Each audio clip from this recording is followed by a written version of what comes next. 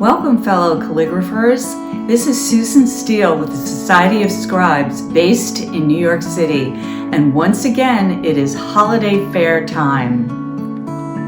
This year's theme is a calligraphic celebration, and we are looking to do just that with a series of short holiday-themed videos from board members and those who have participated in past holiday fair events. Several of these members and participants have sent along demos and calligraphic-inspired craft videos to add some sparkle to your holiday season. We invite you to send photos of your completed projects, and we'll post some of them on our website.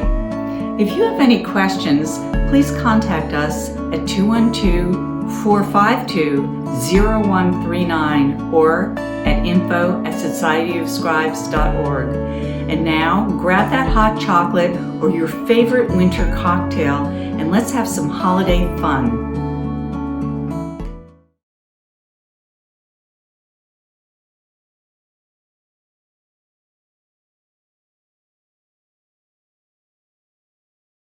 Hello, everyone. Welcome. My name is Ina Saltz. I'm happy to be participating in this event for the holiday fair this year. For those of you who don't know me, I was in my 20s a president of the Society of Scribes, and I have a long connection with the Society of Scribes. And when I was president, I became aware that there was a tradition of calligraphers sharing their work via what we kind of called holiday keepsakes. And I started participating in that tradition. And that's what I'm going to show you today. So I'm going to try to share my screen. Just a few words before I show you my images. I was asked to also talk about how I came up with ideas, where I find my quotes, maybe a little sketching and planning, how I thought about the materials, in some cases preparing my artwork and thinking about printing methods. And I will refer to, you will see that sometimes I did everything by hand and other times I went to a printer. And also I wanted to say that you should always archive your work. I did not archive my work, and I'm missing a lot of pieces because I've been doing this now for about 40 years. And so I don't have all the pieces that I did, especially in the early years. But anyway, there's still plenty to show you. So here we go. This is me teaching calligraphy at Cooper Union, my alma mater, in the mid-70s. And that's about the same time that I was the president of the Society of Scribes. So this is in 1980.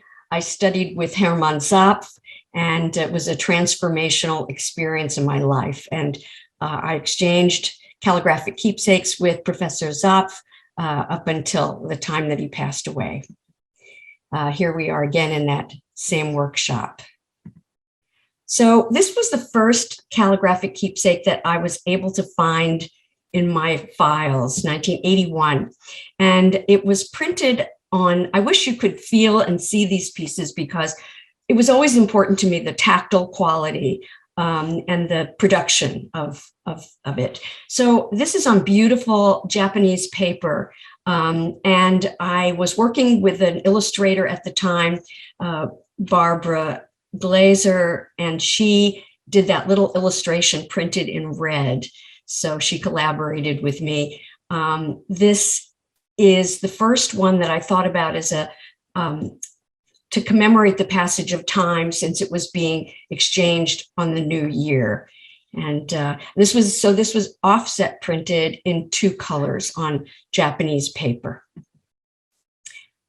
Here I am again with, there's a reason I'm showing you this. This very blurry photo is of me and my art director, Joel Azarad, and Herman Zapf had come to visit me in the Time Life building where I was working on something called teletext.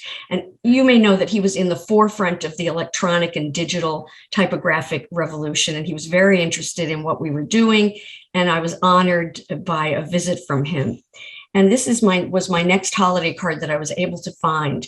And the reason that I drew this illustration is that we were working on terminals, and it says, "May all your pixels be merry and bright," and that's supposed to be me. It represents the fact that I was disco roller skating at night and working on a digital media project during the day. So that's from 1982. Here is sort of in 1983, again, the motif is time. I had collected a batch of beautiful Fabriano paper, and I loved working with the play of light and dark. So here I actually Xeroxed onto my calligraphy onto Fabriano paper, and then I hand painted each one with the gold showing the changing phases of the moon. I really like that very long F with at the bottom. And this is an undated, I can't remember why, but I chose not to have the date. And I did a little mechanical. I don't have the original mechanical or the artwork, but I started thinking about my studies in calligraphy with Professor Don Koons at Cooper Union. And he always emphasized that we should choose quotes that were meaningful and had merit. This was another piece that I did on chipboard. Again, it was this was an inexpensive material. I did have it letterpress printed, and I chose silver ink on the chipboard, which was not a good choice because in certain lights, you can see that some of it was legible, but in certain lights, it almost disappeared into the chipboard. And what I should have done was reversed and done the top poetry and attribution in red and the bottom line in silver. And you can see here, you can see the red very well against this is a large piece, by the way, large piece of chipboard. So I wanted to talk a little bit. These are some of the authors and poets who have been my choice in my holiday greetings. And they had to really be not only meaningful and worthy of being written in calligraphy, because Professor Koons was very specific about that, but they also needed to be relevant in some way in some cases, to what was happening in my life. So I thought a lot about that. So my overall theme has evolved into time and the passing of time. Here's a piece that I did I believe this was engraved. Shakespeare is always my go-to. Love this sonnet by Shakespeare. I've written out a lot of his sonnets and quotes. And in this particular case, I have some sketches that I did for this. So it will show you a bit more about my process. And this is an asymmetrical arrangement. You can see it's neither flush right or centered or flush left, but it's kind of centered. And you can see that I've chosen to emphasize certain words in capitals and italic, mixed with italic. And here's one of the sketches that I did. Obviously, this was just a very quick sketch to see how much text I was working with and to see what words I wanted to emphasize. But ultimately, this is the sketch that was closer to the final piece. You can see how rough my planning is here. Just wanted to get a sense of how it was going to sit on the shape and which shape it was going to be, horizontal or vertical. This is a piece all done in Untitled. This was engraved. I guess I felt I had some cash that year, and I could go for a more expensive piece of production. And you can see this is from 1997, and there's a flourish on the left, and a quote from Thomas Mann. And this is when I was doing original calligraphy, I always loved working on a dark paper with a pale or light colored ink. I just love that kind of reverse contrast. And many of my pieces are done in this way when they were reproduced. I thought I had an alternative version of that. Maybe I inserted it later.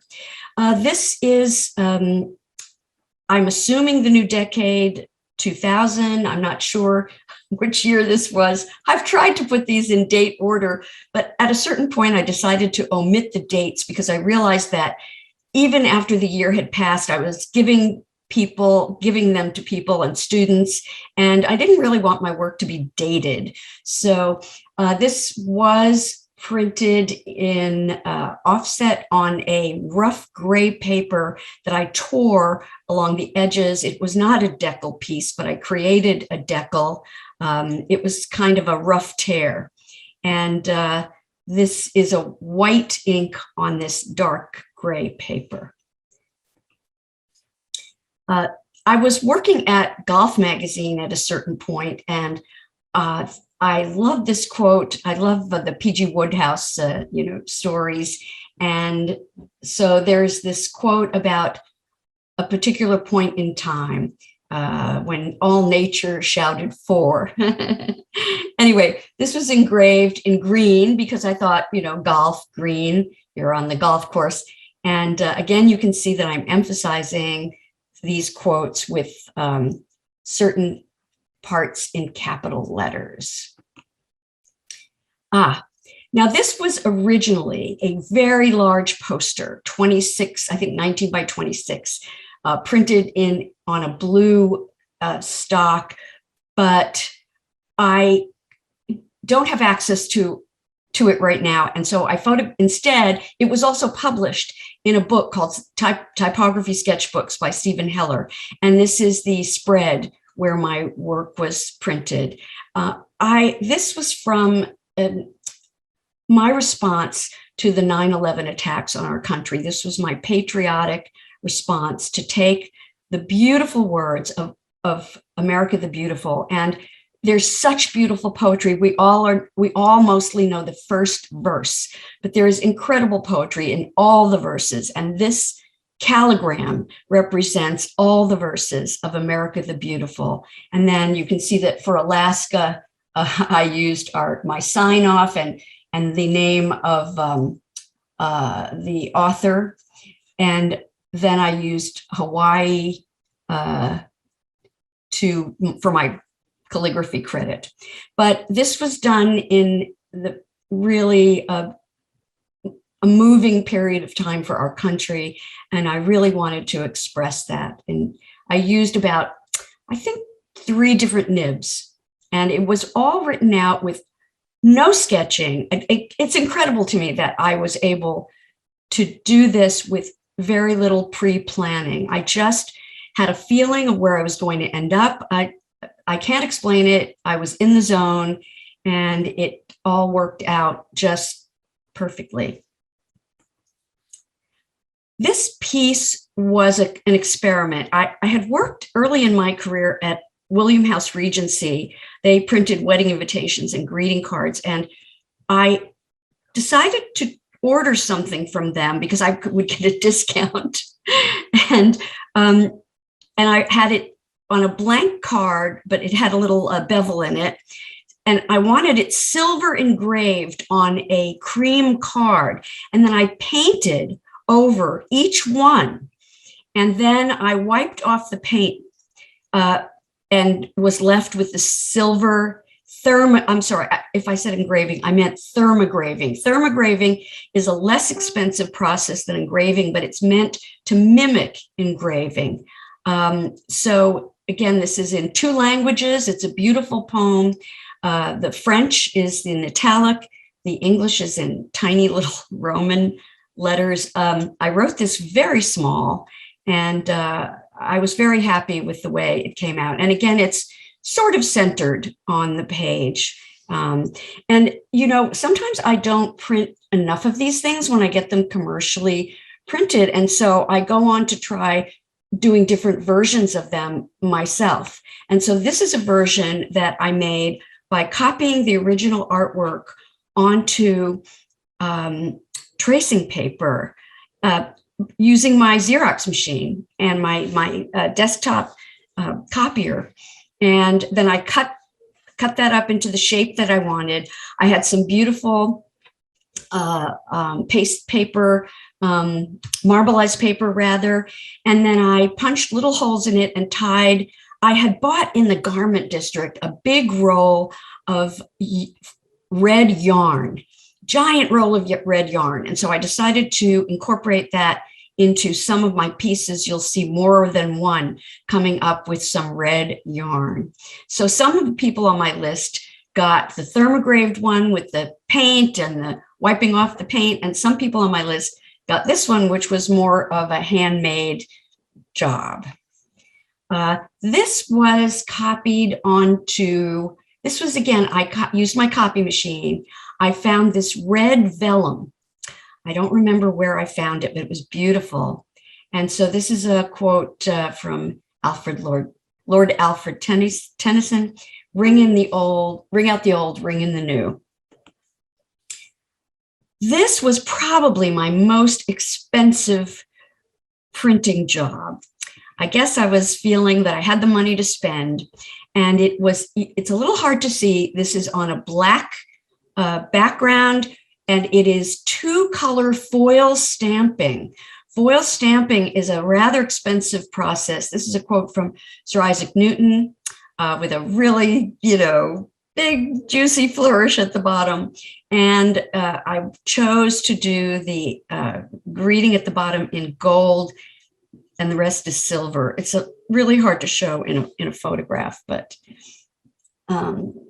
beautiful, wonderful quote from Sir Isaac Newton. Back to Shakespeare. This was something that I think I had it offset printed. I provided it could have also been something I took to my local Xerox shop because it was a thick paper and it wouldn't go through my own Xerox machine.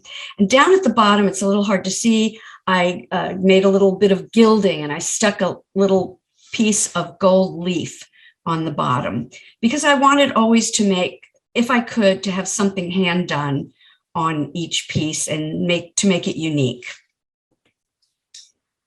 Here I was trying to save some money, and every year I would get this big catalog called Uline, and it was really for industrial products. And so I noticed that they had hang tags that you could provide customized artwork.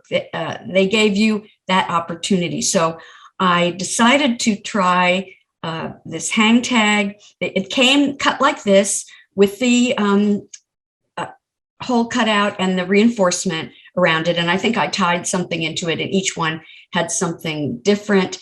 And this was still before things were digitized. So this is the actual mechanical with the tissue overlay and the paste up of my final calligraphy. And you can see there that I've written directions for them, that it was to be printed at 72%. And it has my order number on there, black with this was a hot pink tag. It was like fluorescent.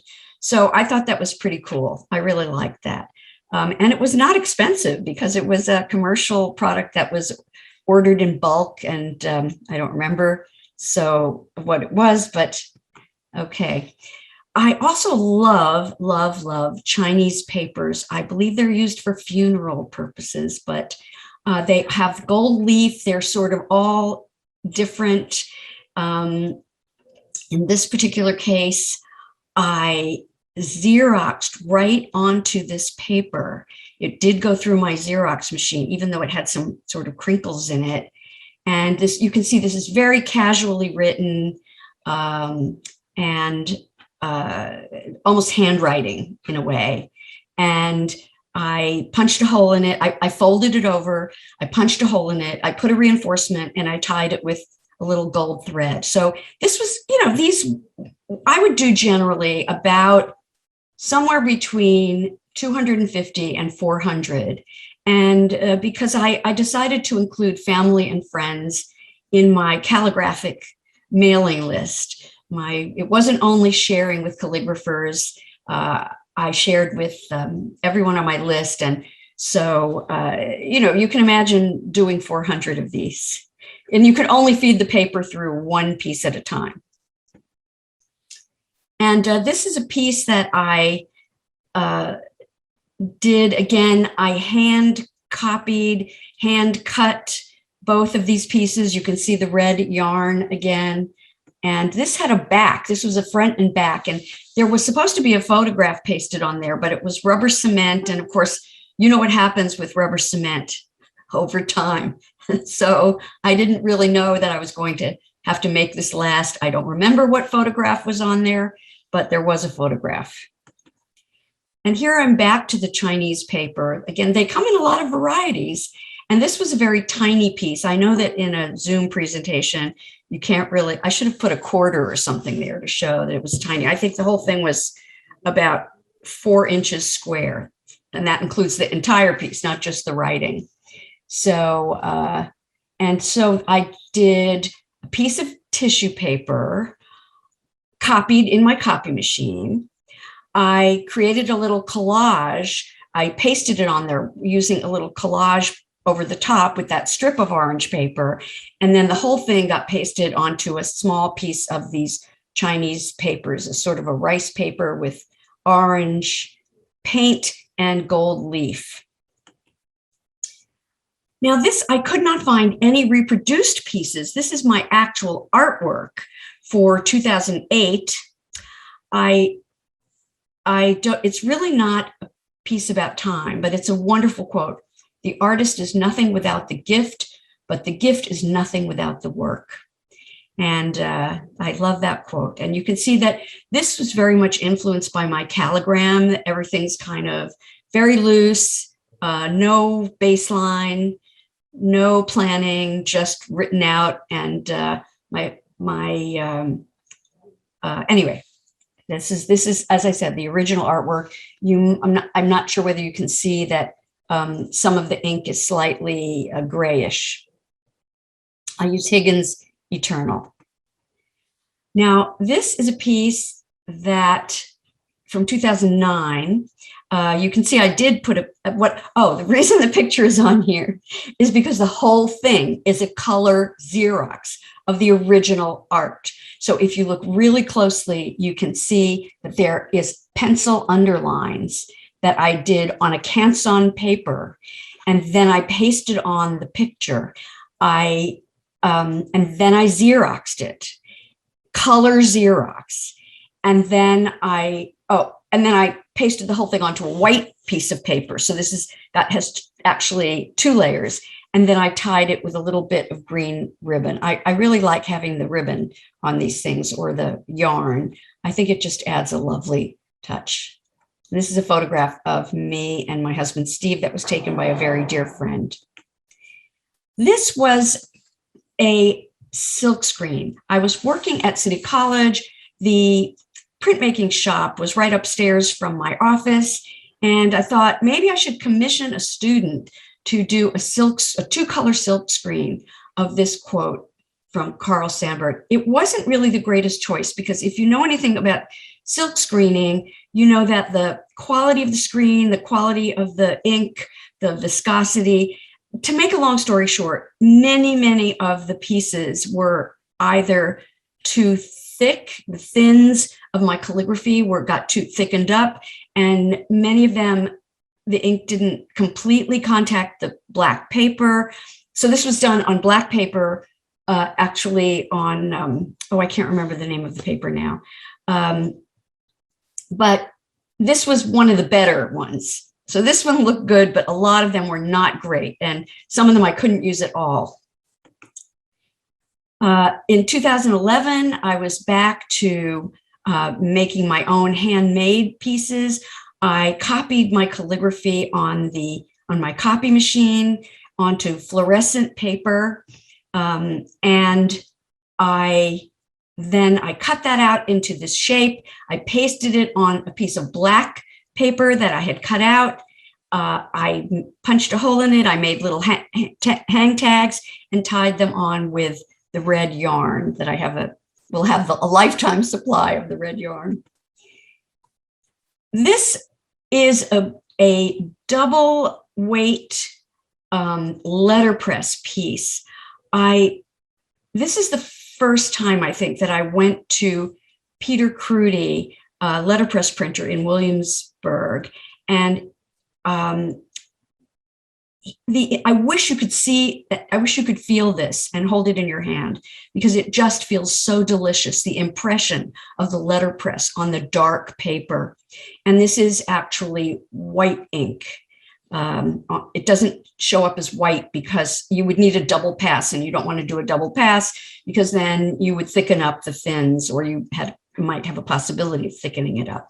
Anyway, it's a card. It's actually hard because it's thick, and I love this piece, and I love the printing that Peter Crudy did. He's a craftsman.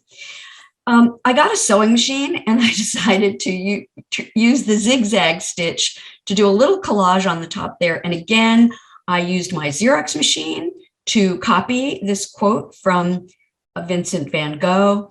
And then I made a little collage cut from the Chinese papers. I cut them up into little gold hearts and little bits of orange. And then I used orange thread to stitch through all the pieces to hold the vellum calligraphy onto a harder piece of paper so that it would be more rigid. This was quote from Marcus Aurelius that I saw on a bench in Central Park. I should have included the picture of the bench in this presentation, but anyway, I thought it was a beautiful quote. I always try to do a nice flourish in the beginning, and that's one that I'm particularly happy with, the W. And this was foil stamped on a Reeves, heavyweight Reeves engraving paper. Beautiful, beautiful paper with a decal edge. And I actually did the printing myself because a neighbor of mine bought a foil stamping press, and he showed me how to use it. And so each impression I actually did myself on his press. This is another piece that Peter Crudy printed in letterpress. You don't get a sense of the size of these, but it's kind of oversized. And this is a quote from Dag Hammarskjöld. And you can see that I kind of returned to the one that was double, that was foil stamped, this format of slanted lines on a vertical piece. I also think about what kind of an envelope am I going to mail this in? Can I confine this to a single stamp, or do I need to add extra postage? The one in the book that you saw earlier, the America the Beautiful, was a big poster. I had to roll those posters into mailing tubes, and the mailing was very expensive, but a lot of people framed those, and it was a piece of artwork really that I'm still very proud of, but the mailing was an issue. Actually, the ones that were in Manhattan, we drove them out around Manhattan and hand delivered a bunch of them to save the postage. By the way, this letterpress printing is not inexpensive. It is expensive, but the result is so beautiful. Here is Peter Crudy figuring out how to fold the next piece that I'm going to show you, which was on beautiful black Japanese paper. And I wanted the folds, but it had to be folded into a number 10 envelope. And the folds had to occur between the lines of calligraphy. This was a very tricky job to figure out. Peter Crudy is a master, what can I say? And here is the folded piece, photographed on my floor. Poem by Emma Lazarus. This is the poem on the base of the Statue of Liberty. You're familiar with Give Me Your Tired, Your Poor. This is the entire poem, and it's a beautiful, beautiful poem. And this was done as a response to the immigration crisis, to remind everyone as Americans that we have always been a nation of immigrants, and to welcome immigrants to our shores. This is the artwork for my next, and I think this is my last piece. I wanted to just give you a sense. Now, of course, we're into the digital age. So this piece was written out, it was scanned in. I think I did that initial eye several times and put my favorite one in there digitally. And I touched it up a little bit. I don't do a lot of retouching because, you know, part of the beauty of calligraphy is the small imperfections and inconsistencies that happen. This is a work of art made by your hand, and it needs to show that it's a handmade piece. And so sometimes I, insert up a little extra letter that I didn't like, or I'll rewrite a little piece. But generally, these are written out pretty much as you see them. And generally I like the nib I feel comfortable working with is a number 3 Mitchell nib. So I will generally write out whatever it is in a number 3 Mitchell nib, and then figure out maybe a smaller nib for the bottom piece, and then figure out how much it has to be reduced to fit to the size that I want. And again, I went to Peter Crudy for the printed piece. And again, I wish you could hold this in your hand. He ended up printing it in 2 different colors because he didn't have enough. I always like to ask, do you have any stock in the shop that is a dark color that I could use? Because leftover stock is going to be less expensive than ordering from the paper manufacturer. So that's kind of my starting point with Peter Crudy, to sort of save money on the job. But anyway, it's a beautiful, it's thick, it's double weight. Peter does that. He bonds it to an extra heavy piece. So it has the rigidity of a card. And I have found a lot of peace in nature during the pandemic. And so that's why I chose this quote from Rilke, poet I've always loved anyway. If you will stay close to nature in its simplicity, to the small things hardly noticeable, those things can unexpectedly become great and immeasurable. And I said, may you find peace in nature in this new year. And I think that's the end of my presentation. So I'm going to stop the share.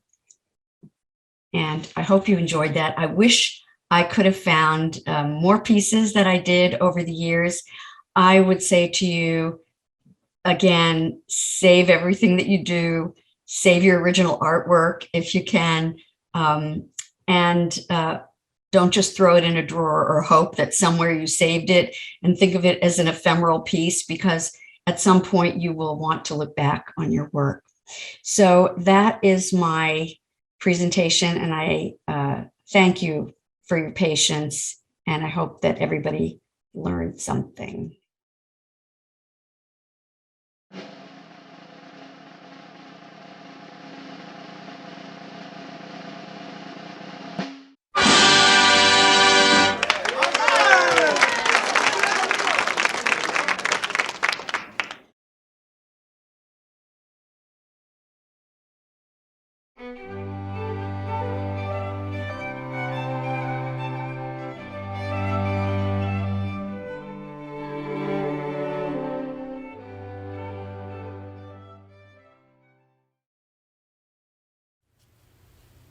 Hi everyone, this is Susan Steele, and the following video is a tutorial on how to create coasters for cold beverages. I've used holiday designs for my coasters, but you can really be quite creative and make personalized coasters using subjects such as pets and hobbies for recipients. If you watched my Christmas ball video during last year's holiday fair, many of the rules also apply to these drink coasters. Before you begin a project like this, make sure to collect visual elements from books, magazines, and online. A good source for fun design elements is Google Doodles, and enter the subject. Have all of the materials you will need for this project ready before you begin. It makes the process smoother and faster. Please refer to the following supply page and take a screenshot of it for your reference.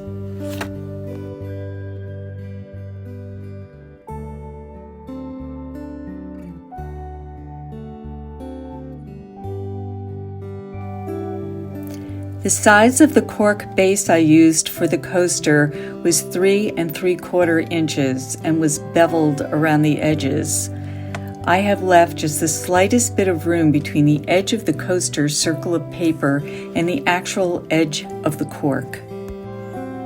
Always wash your hands and/or use snug cotton gloves so the oils from your hands don't transfer to the paper and inhibit the inks and paints from adhering. You should also cover areas of the piece you are working on with an acid-free paper to prevent accidents, including smears.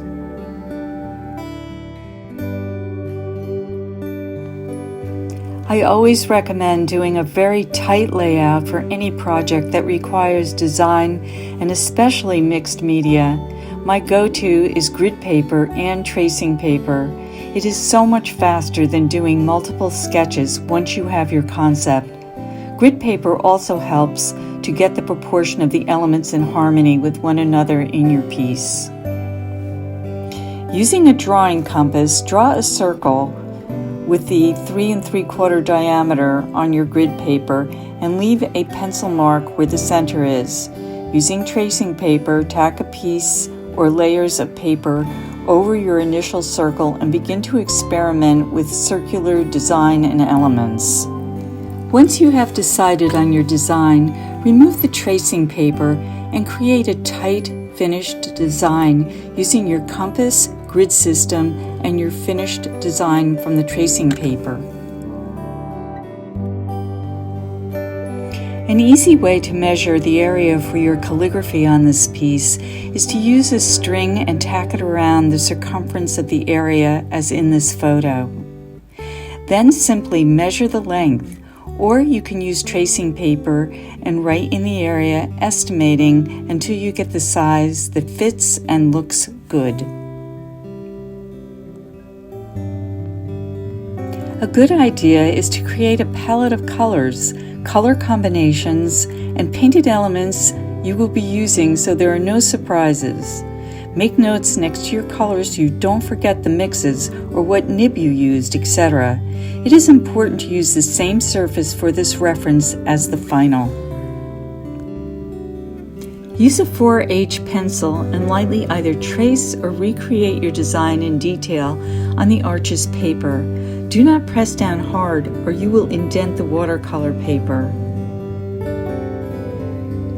I used watercolors for my coaster, but you can use gouache, pencil, micron markers, or other markers, colored pencils, or a combination of any of these for your artwork.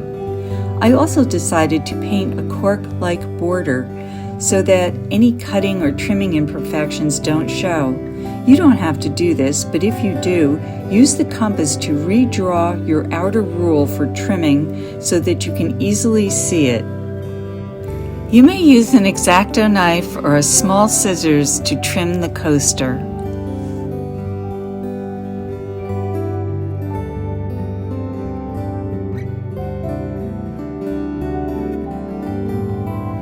When the artwork for your coaster is completely dry, apply the Mod Podge glue, starting with the cork base.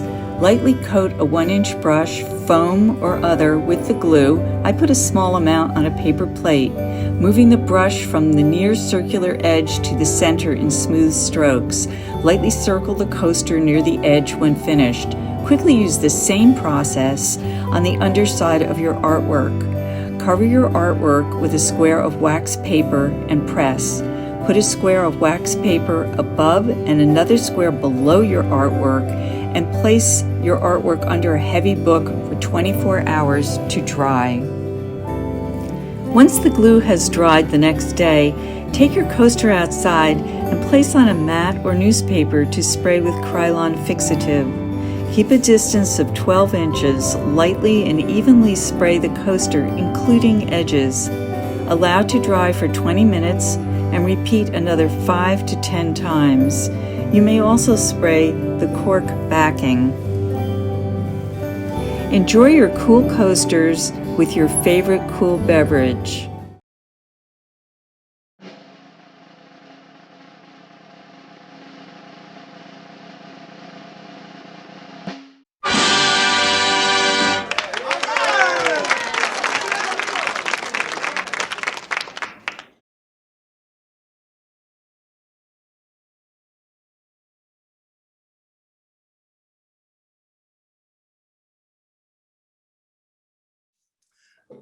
I'm now going to demonstrate the very, very basic elements of the Neuland alphabet. It's important to know that there are no thicks or thins in Neuland. All of the strokes are the same weight. So your vertical stroke, or your downstroke, the pen is held flat, a 0-degree angle. Okay, and you just come straight down, and that's the stroke, or letter I in this case. Okay, now your horizontal stroke, let's say it's an L, we will turn the pen from 0 to 90 degrees. So we get the same weight horizontally as we have vertically. And you can stick your pen back inside that stroke and just pull out. Now I'm using diluted walnut ink here so you can more readily see the overlapping that occurs. When this dries, you would see a square shape here. So when you're doing this in diluted watercolor, it becomes a design element as well. Now let's say the letter is an A, okay? So again, flat pen angle, 0 degrees. I'm going to come down to my first diagonal, lift the pen, put it back inside the first stroke, line up the left corner of the pen with the left corner of the stroke, and now come down in a diagonal. And lo and behold, now look here. This overlapping creates these wonderful triangular shapes. And that to me is a real beautiful design element of the Neuland alphabet.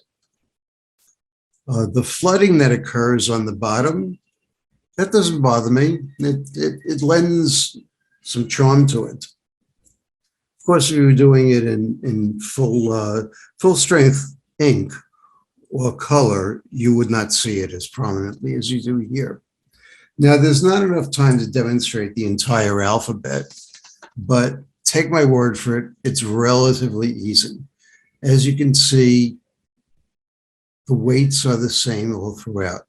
Some of the letters, such as the first C, the second part of the D, the O, they require some pen manipulation, pen turning. There's not enough time to demonstrate all of that right now.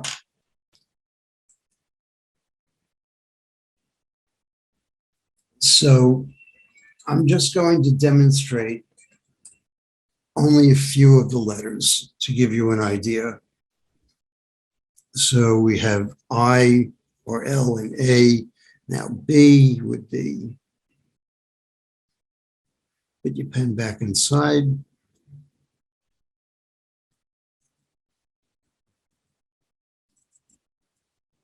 And sometimes you may have to touch up or fiddle around a little bit with it. That's okay.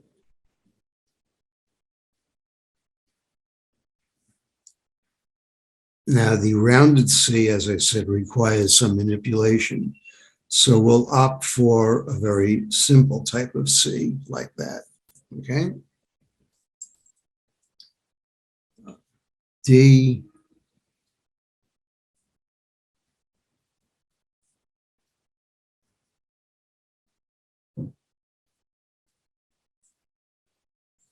Now we can do an E. Oh, by the way, the basic height scale is about 4 pen widths in height.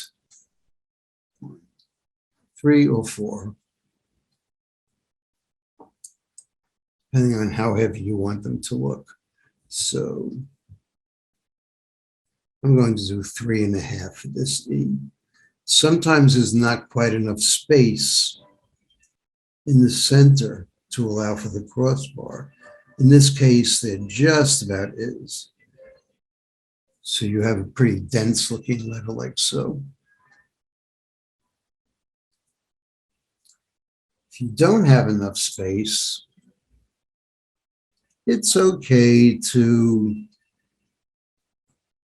break the rules a little bit, turn your pen to a steep angle, to a very flat angle again, and just go out across so you get a very thin crossbar. Not quite in the spirit of Neuland, but you're the designer, you can do what you will.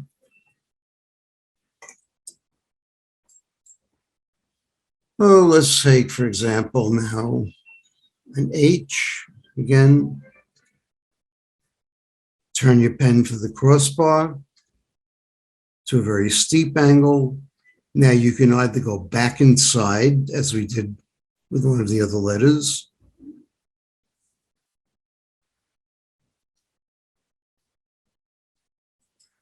or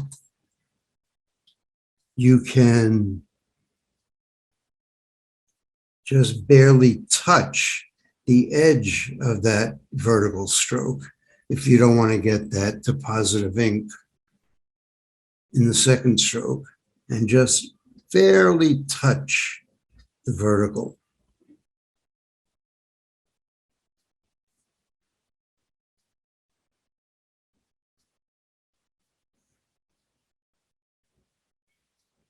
And you'll get a little corridor of space there, which is okay.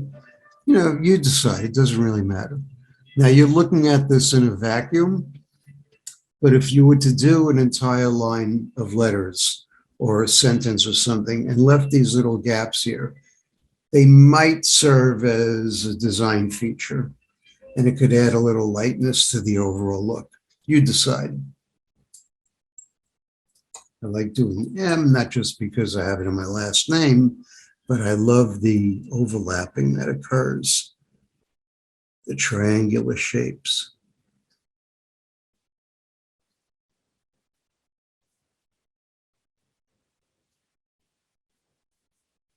And I will play those up from time to time. Look here. This is greatly diluted walnut ink. And then I really play up those triangular shapes by outlining them in white or gold or whatever. So you can really have a lot of fun with this alphabet. Let me show you something else in which I played up those shapes a bit. Here we go. Excessive, undoubtedly, but it's fun. Now, I think I said in my introductory remarks that Neuland is great for doing a large sign. It can be very festive. Use this for a party or something. And just have fun with it. Just go with it. You can decorate it however much you like. But I just love playing up those shapes. Here, a little design pattern within the overlapped strokes. A bullet or a lozenge, however you want to call it. We see them again in the N and the E. Now that E is a little wild, I admit, but hey, the name of this class is Fun with Neuland, so let's have fun with it. Oh, let's do an S, for example. Oh, where'd my pen go? Oh, here we are. By the way, I'm using an automatic. I love automatics. This is a number 4. See that? Okay. So an S would be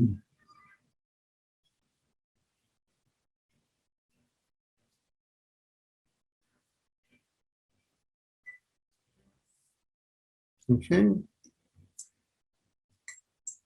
Let's say I was writing a word, and the next letter is T, and the word start or stealth or whatever. I sometimes take advantage of these counter spaces, and I might start my T inside that space.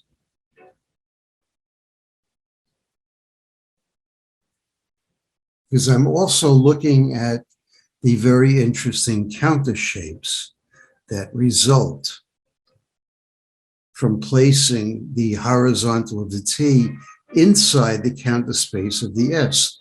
This white shape, to my eye, is very attractive. Now let's say the next letter is A. I'll let it sneak into that part of the T.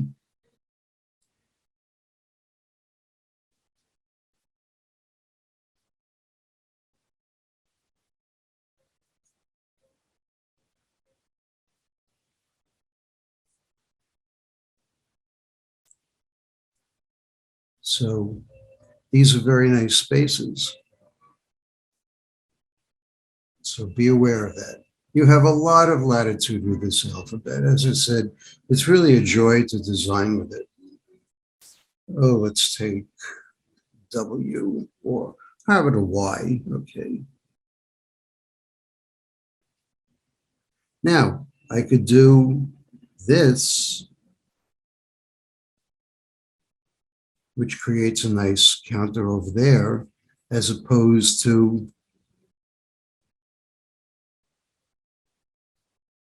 this. Either one is acceptable, but here I'm really aiming for a greater interaction between the stroke and the space.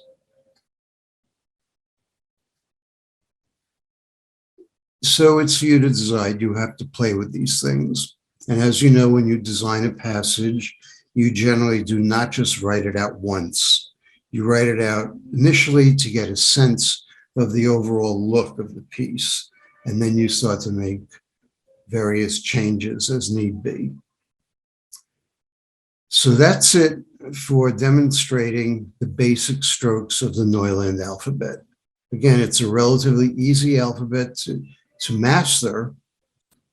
And after you get comfortable with it, then you can go on to doing the more complicated forms, such as the circular O, which might start out rather flat, but the pen has to start to rotate.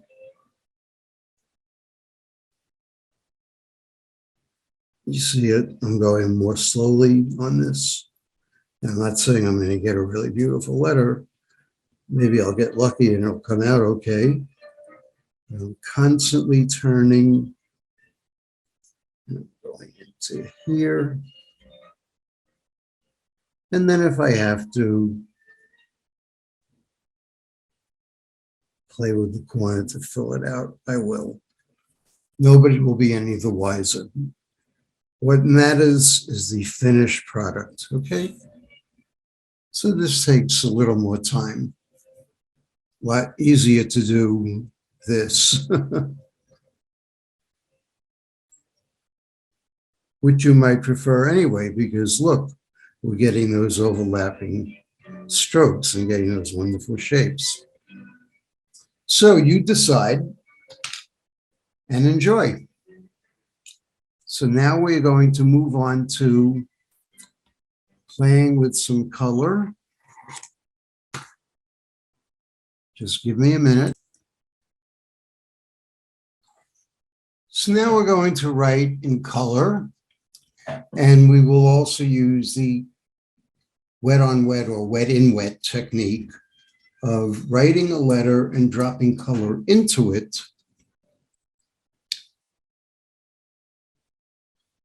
Or writing with very diluted ink, so we get some nice subtle shading, and then I'll drop some other color into it using Bombay Red. When it dries, it's not going to look the way it looks when it spreads. It's getting rather dark, but let's see. So let's say the word is alphabet. That's very pale. Now add a little color to it.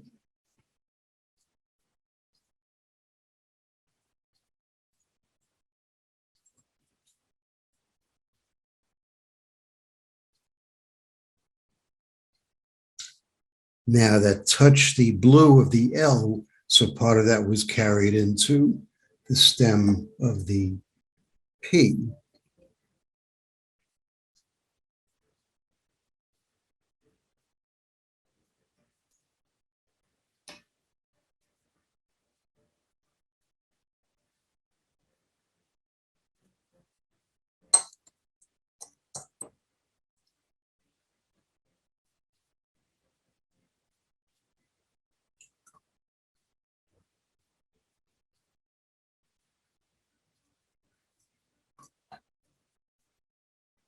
I'm going to overlap the crossbar of H a little bit so that the red that's in my pen will meld with it a bit, just a bit over here, but it's rather nice. Okay, so alpha.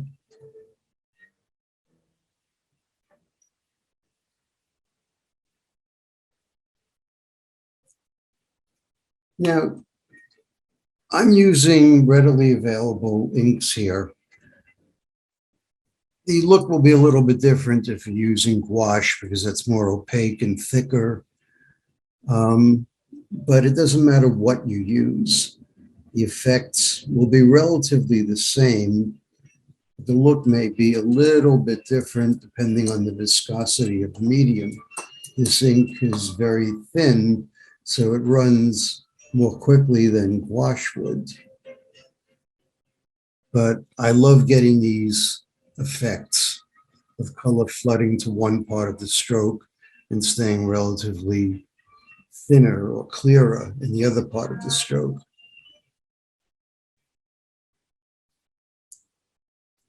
And I'm dipping back and forth now. That is from one color to another. And I usually wind up making a bit of a mess. But that's okay. As long as you know what you're doing and what you're getting, that's okay.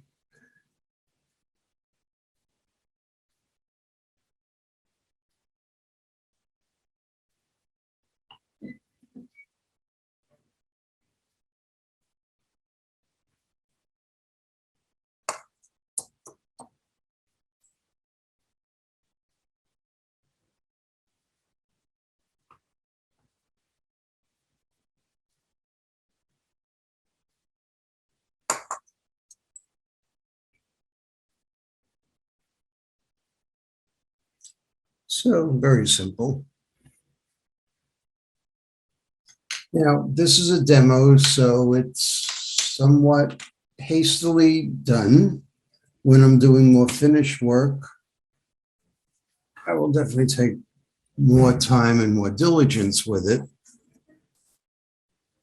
But here is a better example because I took more time and was more diligent with it. So I'm getting this rather tie-dyed look to it, which can be very nice, if that's your thing. I was not a child of the 60s, so I sort of missed the tie-dye bit, but can still have some fun with it. Let me show you a few other things here. This is a great example of a tie-dyed letter.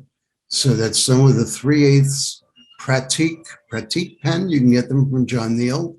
They come in, I think, 4 different sizes. So number one, I start off simply with water, and then I added Noodler's blue and red to it, and then a touch of Zilla's sunflower yellow. So rather spiffy. Again, the Pratique pen, simply water with a drop of Noodler's blue. Look at the triangular shapes. I just love those. Here, very diluted Noodler's red, the drop of blue added. Then I lift it out with the Q-tip, and when you do that, you sometimes get these little blotchy areas, which can be nice.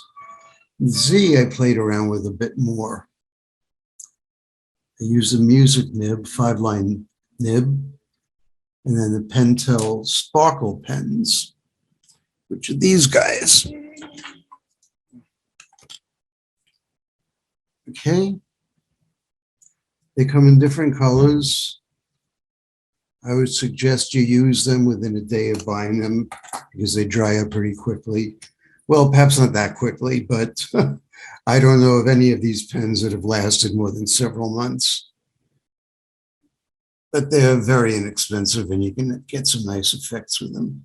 So here I really played up the letter by going into these square shape or sort of square shapes that were created by the overlapping, and then I created a pattern in it. Let's see, there's another one here.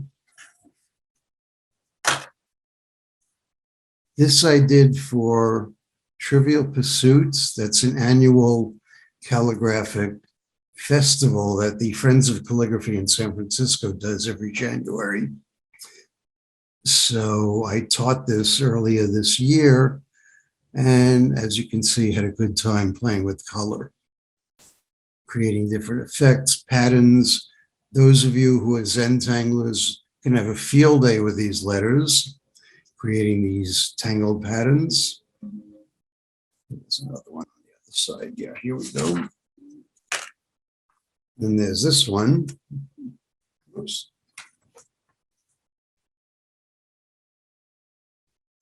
A mosaic pattern. Just so much fun. Now, this is something that I did earlier this year or last year. I just took the word Neuland and rendered it with 3 different color treatments. Now here, all I did was write the letter in clear water and then outlined it with 2 different of those sparkle pens, the blue and the gold. Then I took a very fine brush, dipped it in water, and quickly pulled out of the outline. And I got these wonderful shadings all throughout. It was really quite easy, not very painstaking. Just be careful with the amount of water that you feed into the brush. You don't want to have too much. If you have too little, that's not going to work very well. Too much will cause it to flood very quickly. And then when it dries, you may get little sort of like bumpiness or swellings, which you wouldn't like. Now here, again, I flooded the letters with a very pale blue, outlined them all, and then just created fun patterns.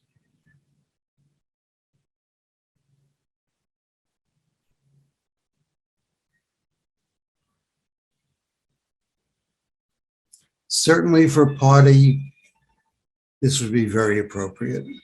And here's another version.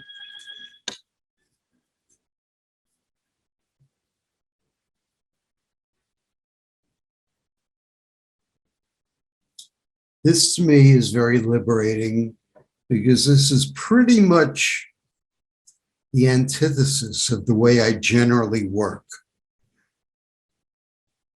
So this is an opportunity for me to just like explode and let myself go and have a field day with color running amok.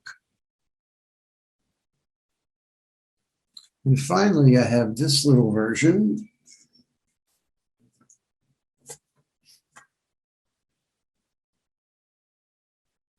Which is my homage to the New York City subway system. As you know, there are many stations that have wonderful mosaics. This took me forever and a day, so let's see. Yeah, there we go. What is that word, you are asking yourselves? It's the longest word in Shakespeare, 27 letters, honorific abilitudinitatis, which simply means with honor. But I decided to really have fun with it and mosaicize the whole thing. Took forever and a day. That I'll do it again is highly unlikely. And that's gold leaf that I added to it. It's a lot of classical mosaics. We're done with gold leaf in the glass. Okay.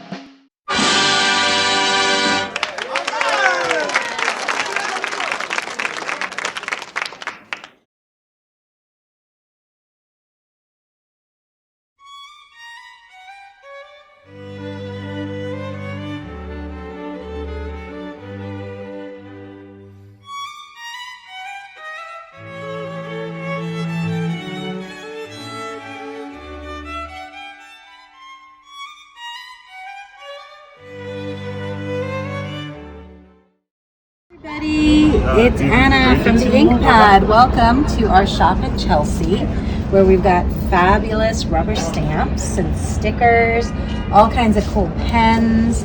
This is something fun my friend Lauren did for us. She loves to do lettering, and when we had opened, she drew that little poster. We have been in business for 23 years. We just moved to Chelsea right before COVID, and then we were open 2 weeks, closed for 3 months. You guys know the rest of that story, so we're happy to invite you in. Come take a look. There's lots of great ink pads. We've got decorative papers here, all kinds of stamps. This is a cool new one that is a buffalo, and it's an unmounted stamp, which basically works on a clear block. Those are cool for people who like to do card making. And for all you fabulous New York calligraphers, you can also always add to some of these beautifully hand-drawn designs, because the reason I started rubber stamping is because I cannot draw, and or my handwriting's been like chicken scratch, as my staff will tell you. There you go. What is this note that you left us? We've got some beautiful watercolors here. That's a really popular thing, especially this time of year. People are making lots of holiday cards and tags. We have these what are they called? Kaleidoscope type mandalas that are fun. Lauren did those for us. And all the cards in here that you see are all hand stamped. Jane did this little one for us. This is white ink on black paper, which is really cool. Just different, and a tiny metallic jelly roll pen to give it sparkle. What else in here? Let's see. There's just lots and lots and lots. If we turn this way, there are some stencils on here. Stencils are always popular with any kind of crafting, and they work great, again, on like tags and cards.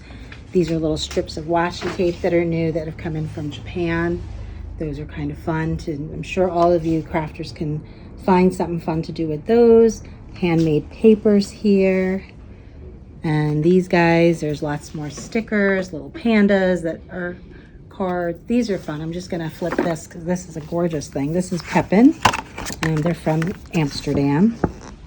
And they are all different stickers. So these are all little strips here, round stickers that can be cut. These make great gifts, and they're also good for any of your card making. They have little labels here. I like these guys because you guys can draw names on there. That's cool.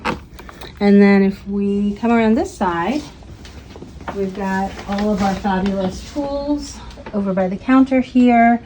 Our wonderful gifty items in here. These are all Christian Lacroix journals and things. Really big, beautiful wax seals. These are all made with recycled glass. Those are neat. And then this way we have some traveler's journal that we're actually just putting some new ones out. Sealing wax. Everybody loves sealing wax. It's a very old-fashioned way to seal a letter, and this is flexible wax that will stay intact during the mailing process. We have little kits up here. These are new that just came in, really fun. And then the original way you would do sealing wax, which is to put the little pellets onto a spoon and light it, let it melt, and then you pour it. Then you press your seal into it. We've got all these great seals in here. And of course, we have what we call our ink pad pen bar. So all of these are all kinds of cool pens.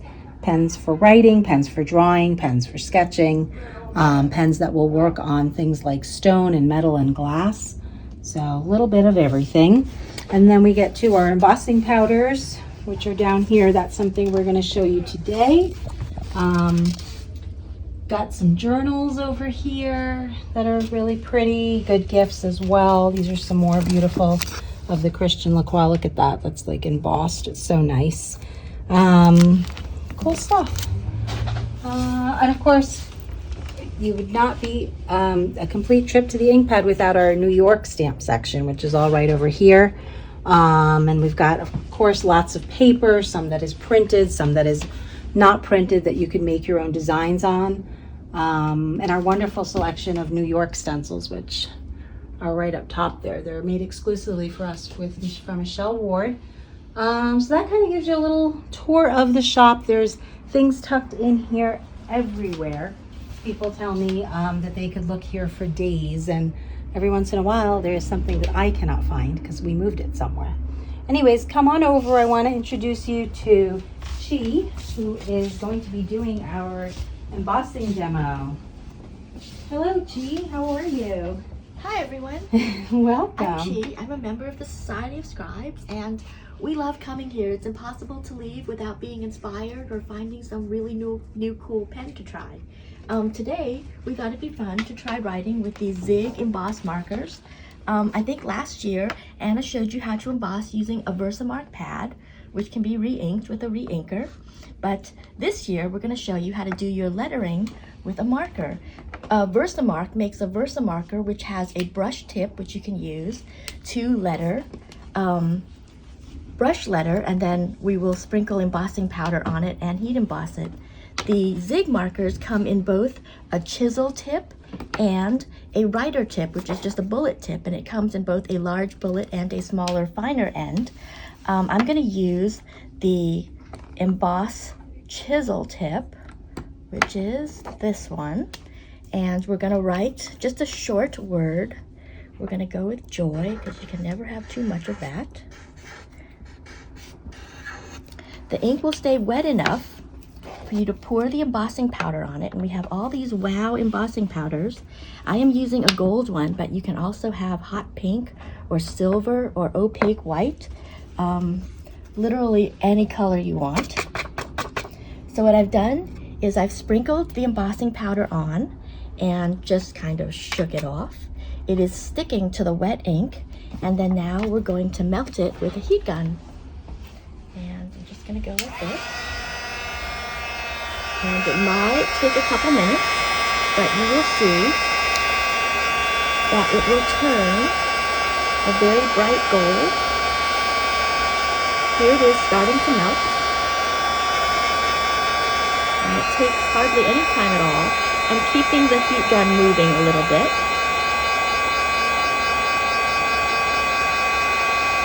And then we are done.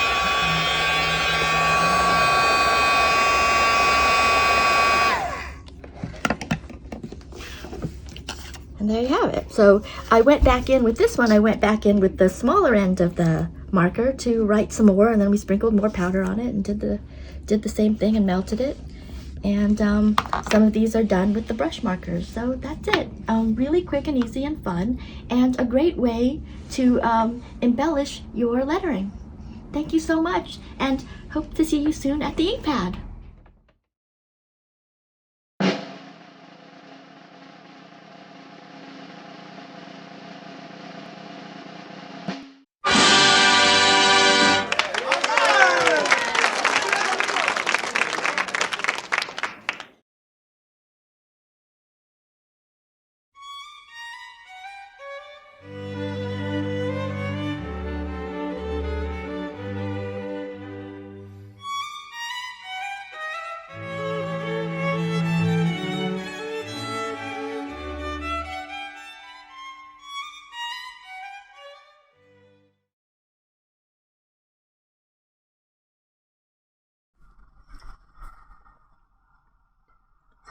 lo v'chaim, lo v'chaim, lo v'chaim, lo v'chaim, lo v'chaim, lo v'chaim, ki imdruki amar Adonai tzvaot, lo v'chaim, lo v'chaim, ki imdruki amar. I have always found Hebrew letters beautiful and somewhat mysterious. I love their shapes, fluid and at the same time containing something geometrical about them, something they share with their Arabic sibling alphabets. Hebrew lettering has its mystical tradition as well, and has always represented a spiritual path within Judaism. Scribes train intensively to master the official Hebrew scribal tradition used for lettering Torah scrolls and several other religious texts. This tradition is known as Ketav Stam. I am not a trained scribe. Nevertheless, I find joy in fashioning the forms of the letters, and I want to share with you some interesting features of the Hebrew alphabet that I hope will entice you to try lettering yourself. Afterwards, I will say a little about Hanukkah and the quotation that we are lettering. I am using Dr. Phil Martin's bleed-proof white ink on Stygian black Canson metaint paper. My pen nib is a P6 poster nib. Any broad pen will work. It can be a bit trickier to get results you like using a pointed pen for this alphabet, although there are many ways of approaching the letters if you're not attempting to learn Ketav Stam, so don't hesitate to try different pens out. Hints and reminders. 1. Hold your broad pen at almost a 90-degree angle to the letter. The first thing one notices about Hebrew when coming at it from italic or other scripts is that its horizontal strokes are always thicker than its verticals, which can feel somewhat counterintuitive as you begin. 2. Think of the letters as hanging from your horizontal guidelines instead of resting on them. If you succeed in aligning the tops of your letters properly, your Hebrew will be more likely to have a good shape and placement in the line. 3. Hebrew, like Arabic, is written right to left. Always pull with your pen, never push. You can adjust your position so as to keep your hand and wrist from blocking your vision, but it takes a little practice. Left-handers may wind up needing to adjust the paper, even to 180 degrees possibly, to maintain pulling strokes. 4. Hebrew has few but prominent ascenders and descenders. The one I show here is Lamed, which has both ascending stem and descending tail. Others to watch out for spacing with are the final forms of Nun, Kaf, Pe, and Sadek. The letter Ayin has a tail that dips below the lower guideline as well, and depending on your style, Taf may also do this. Lamed is really the only letter with a prominent ascender, which simplifies things a bit. 5. Watch out for the frequent look-alike letters if you're unfamiliar with the alphabet, and notice and practice their differences.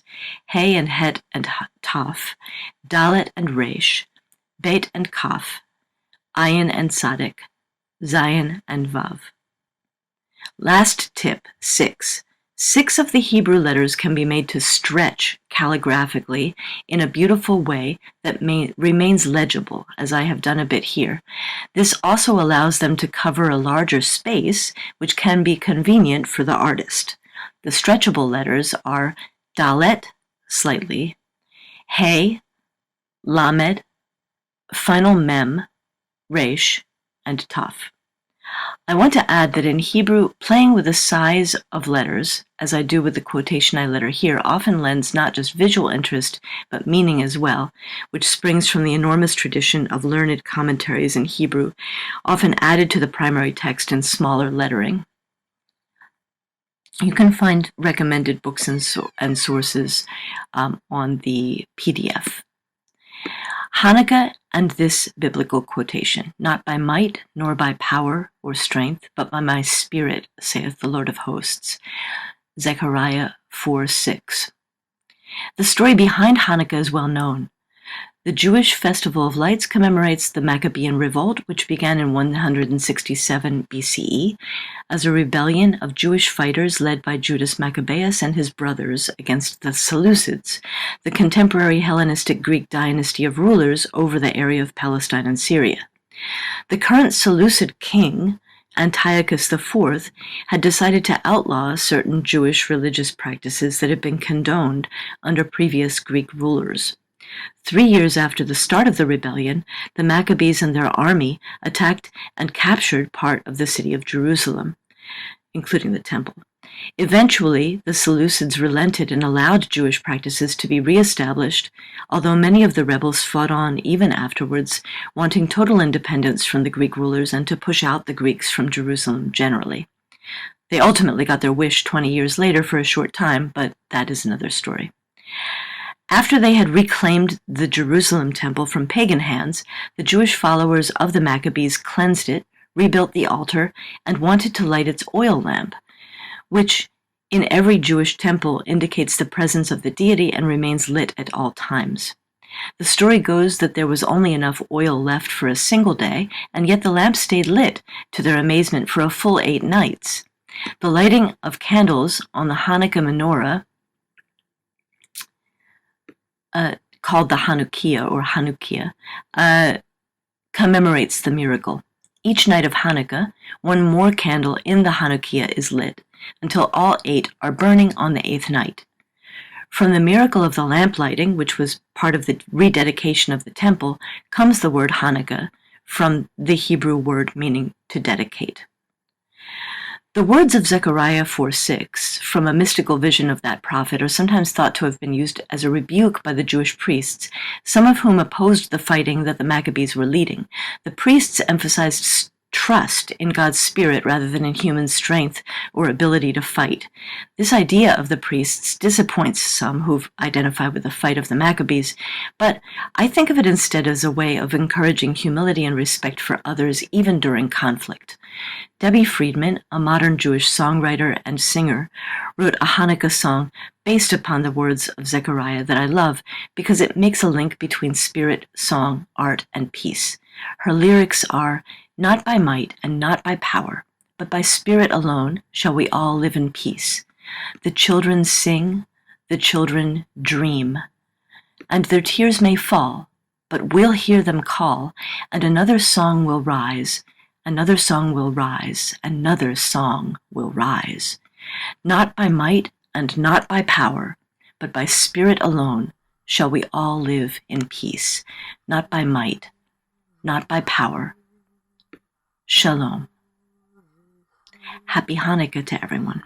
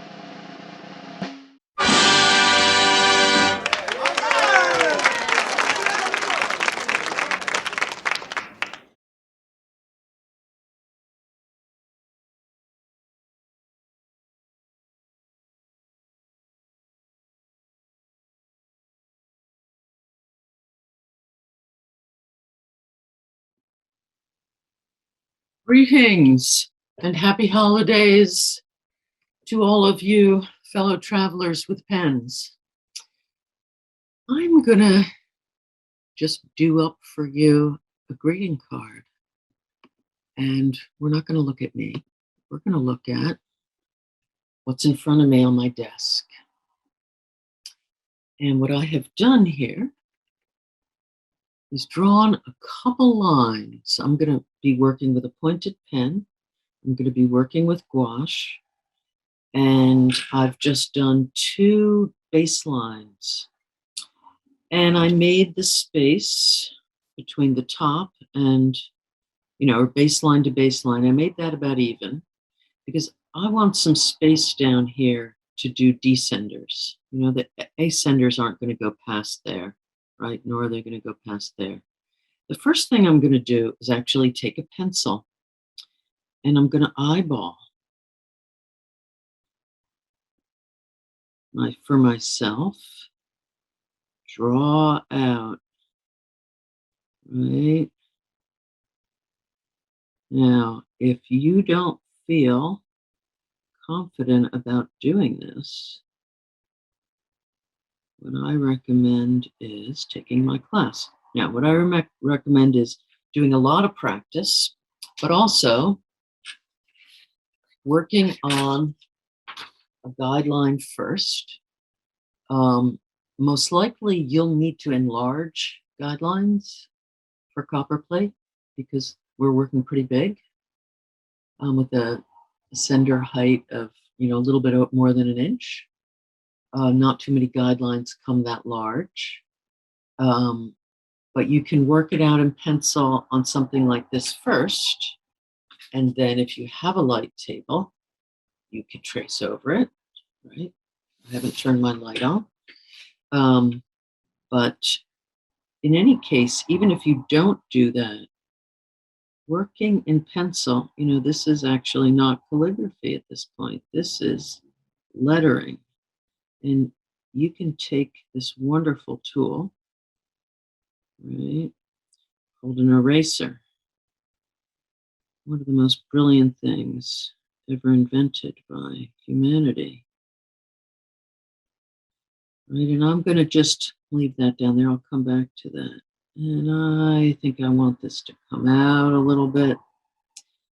And I think what I want to do here, I'm going to show you, a white eraser or a kneaded eraser, something that doesn't injure the paper too much. I think I'm going to make myself a nice loop like that, right? And I'm not going to worry about it right now. And I'm very fortunate that this came out as I eyeballed it pretty centered. But, I've done this once or twice. And the fact is, if needed, if I don't like that, I can take that off. I'm just doing it because it's easy. And I can redraw it. I think I just want it to come like that. There's not a lot of options for descending stuff down here, but I'm just going to leave that as it is. Now, I'm going to show you my green gouache, which I mixed up a little earlier. It looks kind of dark. Put this behind here. Looks a little dark on the camera. So what I've done is, and I'll show you with the red too, I've squeezed out some gouache. I've added some distilled water in drops and I stir it. You don't need a fancy brush for this. And you want it to be about the consistency of milk. So the black is actually ink, but let me show you my red here. The beauty of gouache, it's kind of old-fashioned and I'm old school. The beauty of gouache is it comes in many tones and colors, and all of them mix with each other. And a lot of mine have dried up, and you can reconstitute them, but this is still moving. So I'm just going to add a little bit in there because I don't want to get too much and have it overflow. And I'm going to take some distilled water from a dropper bottle. And I know that I roughly probably want the same volume of water as to gouache. And I'm really going to smooth this out. And I am going to have to mix this up fairly often. There is a contraption that keeps it mixed. I don't have one. I'm old school. I'm slow. I want to think about this consistency being about the thickness of whole milk, maybe 2% milk. And so I have that ready to go. And I always have a cover sheet. And I'm going to work, just going to put my leather board underneath me. This gives me a little cushion. So this is a leather covered board. And I appreciate your bearing with me through technical perils of an old school person working on Zoom. So I'm just going to take a scrap of paper here and make sure that this pen has no crud on it, right? Because if you work with a pointed pen, you know that it's so easy. And if you have pets or just don't dust or vacuum often, it can really, there can be anything in the air at any time. I'm going to remember to keep my pen light when it should have a thin, and to keep my pen at the ready. You know, I stumbled a little bit there, and I'm stumbling there. This is not the best cardstock for copperplate. You know, copperplate wants a very smooth surface to be written on. That's what it wants. And I'm actually not caring that those two things didn't join up, or so I say. You know, we calligraphers tend to be perfectionists. It's a mental illness. We need to get over it. So I'm pushing myself not to get worried and to relax. Because as I like to remind everybody, especially myself, you know, work that we think is awful, if we show it to friends and families who do not do calligraphy, they just think it's fantastic. So, again, if you've never used a pointed pen, the way to get the thins is by not pressing. The way to get the thicks is by pressing. Of course, it requires a smooth paper.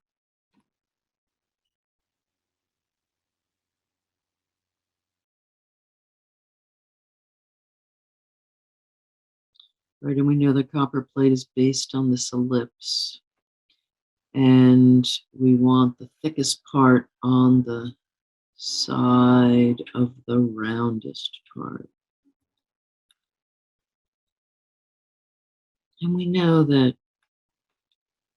all calligraphers get into a rhythm.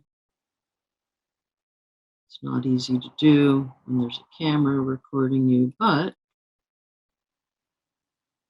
it's just a reminder.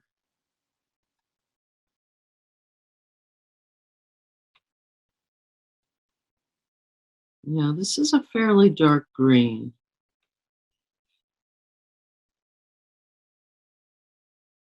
You know what I'm going to do? Oop, I slipped.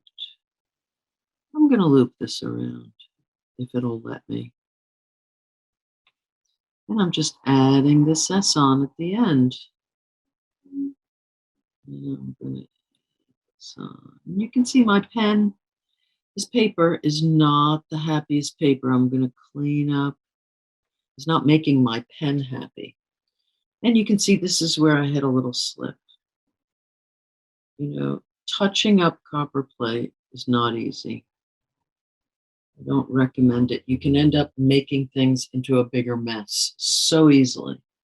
So I actually always like to let things dry. We're going to do some more things with this, but as it's drying, I want to just show you one other thing, and I'm going to do this without any kind of measurement, although maybe I will take out, I have a red piece of paper. It's very lightweight, but it's smooth. And what I'm doing right now is thoroughly cleaning this nib. I should pull out another nib, but I'm not going to. So what I'm doing is I'm dipping the tip into water,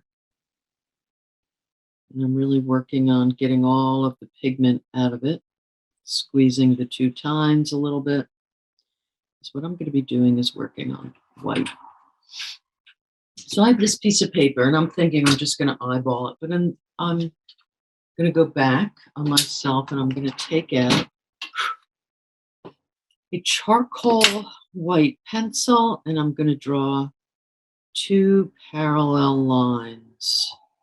And hopefully I will have muscle memory. So I'm just drawing baselines here. Let's see how this goes, because what I'm doing now, I want to erase the pencil on here, and I want to add some other things, but I need to make sure that that is dry. So I'm taking out some white in a dinky dip, and this white is my Dr. Martin's Bleed Proof White. I have stirred it up very well, or shaken it, and put some here, and I have thinned it out with, again, with a little bit of distilled water, about to the consistency of whole milk. And, I have my white brush, and I'm just stirring it up really quickly, because again, these things, they settle. It's a particulate, so it's a suspension. So let's just eyeball this. I like to have a cover sheet, piece of paper towel, and I'm just going to wow you with how this looks. Now, because this paper is smooth, my pen is moving. But because the paper is thin, I'm being very delicate. Right? And I am working on a soft background, which may help or may hinder. To make sure I don't dip into red, right?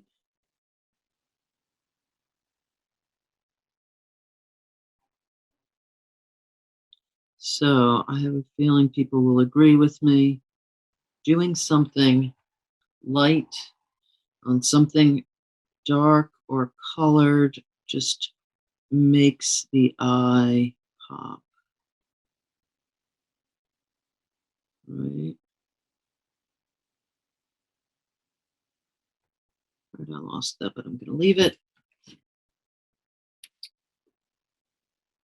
I'm being a little cautious here, so I notice I made it smaller than last time. Our muscle memory remembers. So I'm pretty much writing the same I did last time, but I'm going to bring it up. I'm writing a little smaller. And I know I just want to jog a little bit to the left.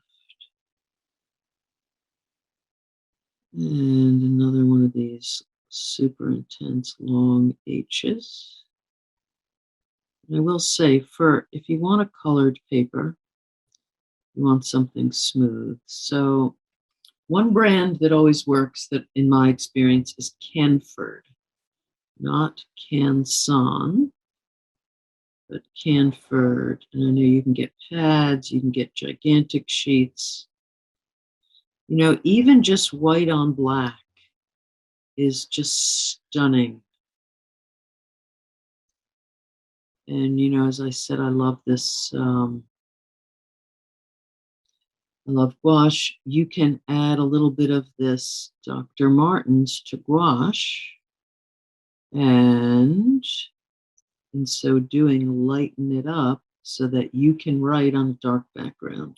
Okay, so we have that.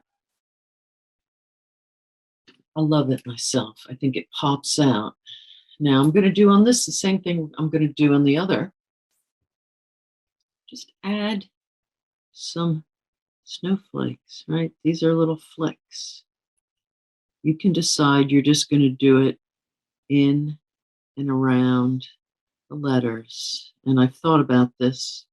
These are like upside down teardrops. Maybe snowflakes should be different.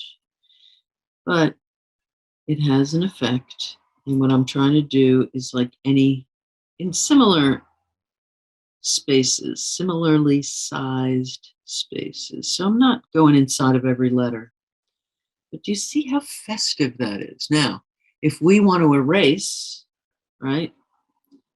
Look how easily this erases. But I dare not step in and try to erase where the ink is until I'm thoroughly convinced it's dry, right? Here's a kneaded eraser. This works really well.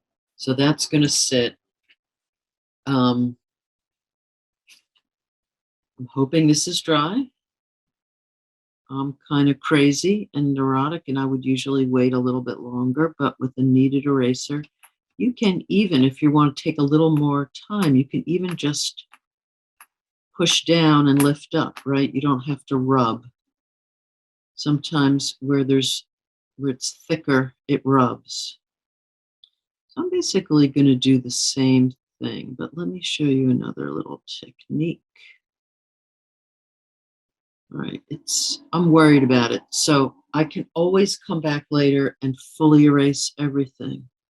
What I want to do is take my pointed pen and play with it a little bit and do some patterns and designs, even though, okay, that seems to be dry enough. I'm going to dip into the red. Maybe my pen again. And I'm going to stir up my red again. And like I said, it's probably more sensible to have a bunch of nibs surrounding you, like in pen holders. But I just want you to show you little things you can do with this pen. You know, you can make like little sort of, these are flicks, right? Sort of reminds people of like a poinsettia, right? So I'm using kind of similar pressure and just turning.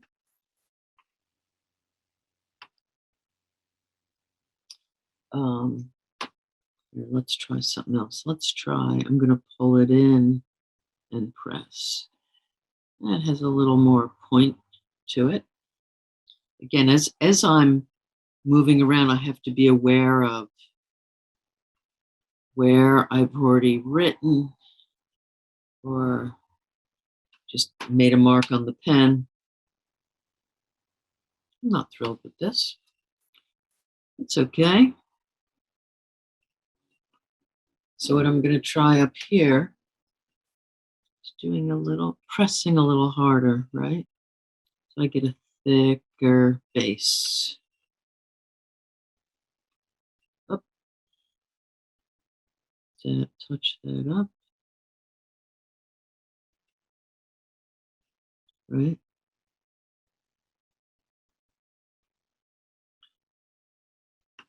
Look, I'm pulling it in and pressing and flicking in. It's a little less awkward than that other one. It's sort of just giving hints to the eyes of flowers or stars,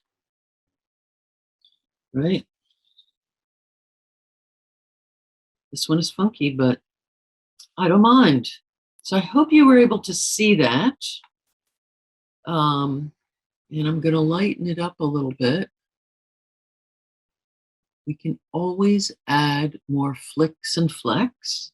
And what I will say is try, when you're doing these little doodad thingies, play around with it on a scrap piece of paper first, right? And see what you can come up with. See how hard you can press. And, you know, you can bring them in, right? Look at that. You could actually make something that looks like a pine cone with these kind of flicks in green, right? You can do, I'm going to switch back to green. You can do a small little kind of Christmas tree. if you're into that.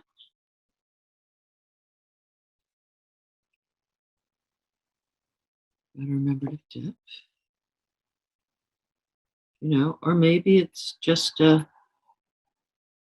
green, right?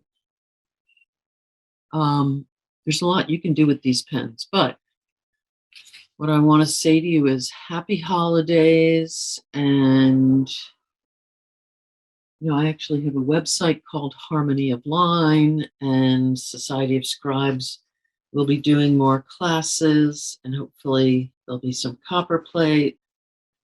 And I hope everyone all around is healthy and happy and able to more than survive. Take care.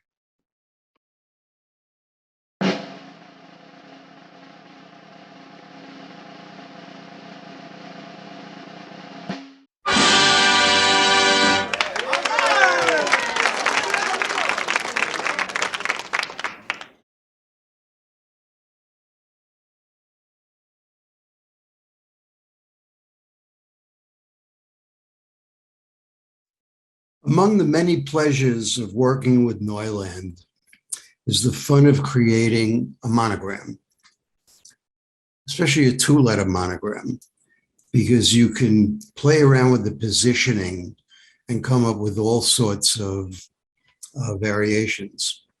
So I've chosen 2 letters here quite arbitrarily, Z and M. I don't know, Zorro Michaels, okay, or Zachary Moore, okay.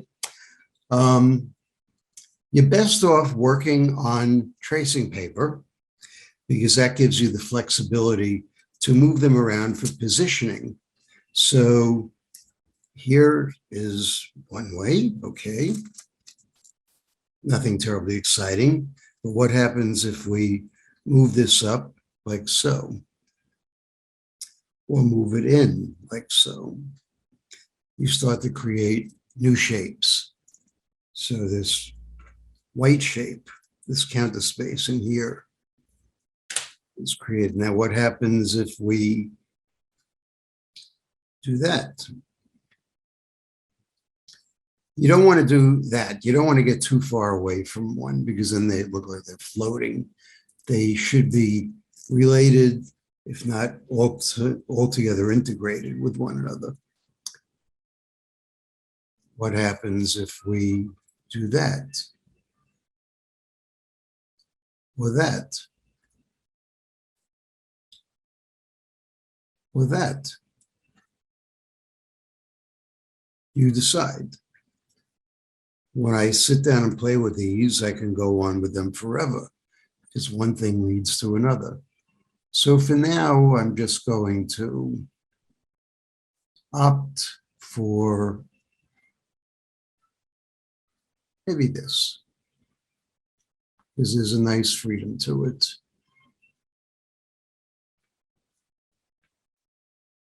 It's a nice space going on. I like this space here. I like that little corridor of white over here. Maybe if I move it up a bit more. Yeah, so that's rather nice. Then once you have it, simply take a piece of magic tape and tape it together, okay? And then you can start to play with it even more so. Now you can rotate them. I'm using a 6.0 pilot pen here. So now I'm going to place my monogram underneath tracing paper and just trace over that original pattern. Okay.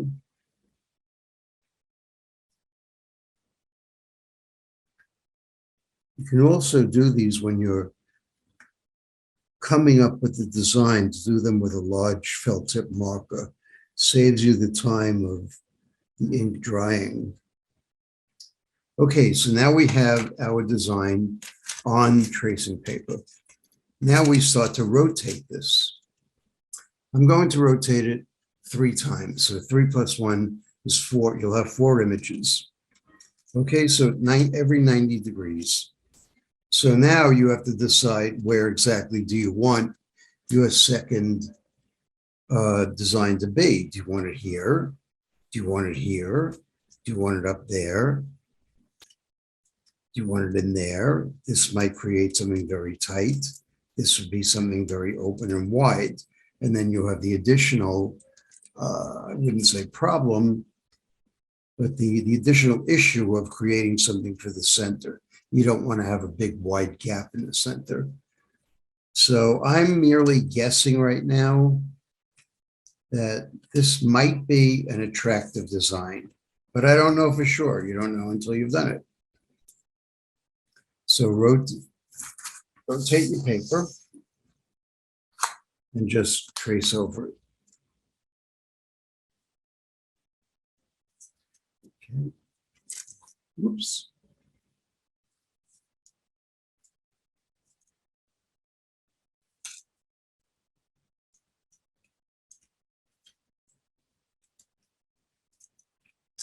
If it's a little messy at this stage or a little uneven, that's okay. Once you get the design set, then you will really finesse the entire thing. So now we rotate again.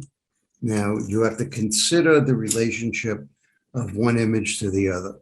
So the tip of Z on the bottom is sort of in between the two stroke, the middle and last stroke of M. So you want to get the same position. Now you can do these on the computer also by going into by scanning it into Photoshop. And then if you're better in Photoshop than I am, then it becomes really quite easy to do. But I enjoy the challenge of doing it by hand, because in a sense you have a little more freedom. On the computer, everything will come out absolutely perfectly. By hand, you have a little more freedom. Looks a little more, oh, what's the word I'm looking for? Just looks, well, free. Looks a little freer, a little more casual. But I can see already in this design, which is okay, that I'm going to have a big center, and I don't really want that. So when I get done with this, I will have to figure out, what do I want to have in the center? Well, it could be the name of the person. It could be, if you're doing this as a birthday present, happy birthday. You decide. Or you could just do some pen work, create a pen-made floral, or do some sort of linear design. The sky is the limit. But this is essentially it. Now, it's just as easy, if not even easier, and a little less cumbersome, to simply take down your design. Whoops. Tape down your design, and then you simply repeat it on the paper and just keep rotating the paper. So it's a little less fussing around. 2 ways of doing it. First way I showed you is a little more cumbersome. The second way is a little easier. So tape it down and then just keep rotating it. But as I said, it's a great pleasure designing with these letters. Now look what happens. Let's turn it this way.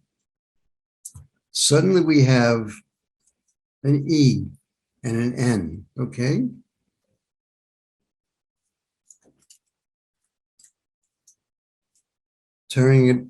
Flipping it upside down, I now have an M and an S. Yes, that could be read as an S. Remember, you're looking at these letters in a vacuum, but if there were more letters after that, you would not have difficulty reading that as an S. What is that? We don't know. But here we have SW. Okay. It's just an amazing amount of fun to play with these letters. So you can consider, for example, I started out here with a B.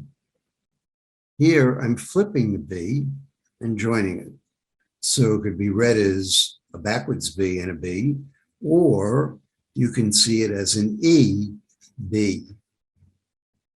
Okay. Now here I'm slanting the letters. So now I'm getting, it's still the backwards B or the left looking B or the right looking B, but you can also read it as an E, V, Z. Just so much fun to play with these. And here I've slanted it and flipped it. So you might perhaps be losing all sense of the letter, but if you're good with scanning in Photoshop, you can scan this in and then create wallpaper out of it by doing a repeat pattern. So you'll have it all covering your entire page. It's just absolutely limitless what you can do with these letters. And as I said, one thing suggests another. So from this, you might see a different M. Here is an M. Okay. Not a traditional Roman M by any means, but you can extract these from your design and start using it in an altogether different way. So conversely with that M, if we flip that upside down, we have its cousin, a W, and then play with them. It's just endless. And this is only the beginning. If you're interested further, I'm teaching a workshop on this for the society. Date's not been set, but it will probably be in February. A very good time for it because we are in the throes of a snowstorm. This is a great way to while away a full day. Once you get started, it will be difficult to stop. So on this note, I'd like to wish you all happy doodling, have fun with Neuland, have a wonderful holiday, and most of all, Happy New Year. Thank you.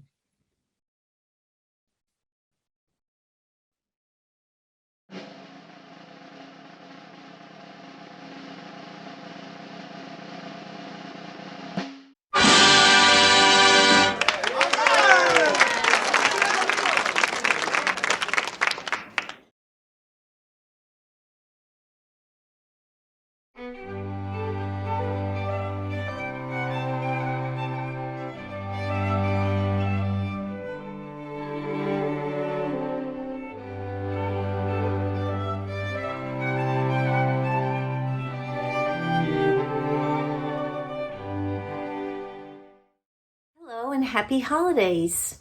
My name is Ann Shoshkes and I'm a board member of the Society of Scribes. I'm here today to show you something that I love to do, which is to combine calligraphy and poetry and beautiful stamped images all together to make a lovely holiday card. Here's the card that I made that I want to share with you. And together, I'll show you how I did this step by step.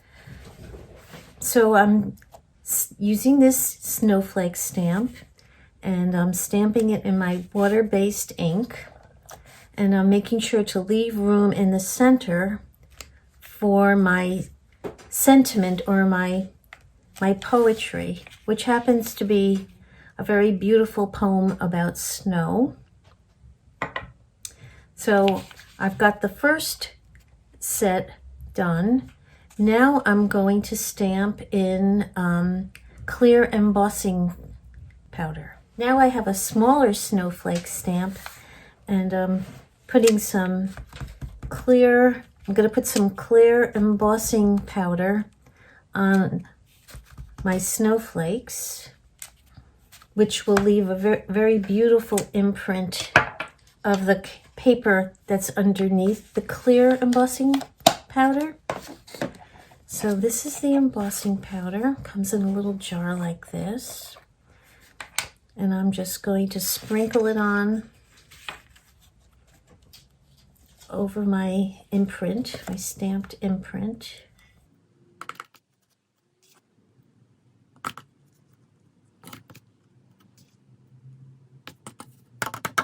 And now I'm going to apply some heat.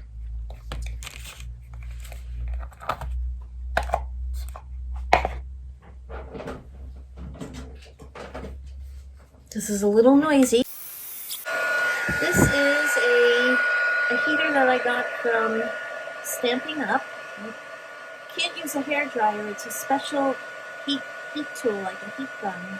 You see how beautiful that is? Nice and clear. Like magic. It reveals like magic.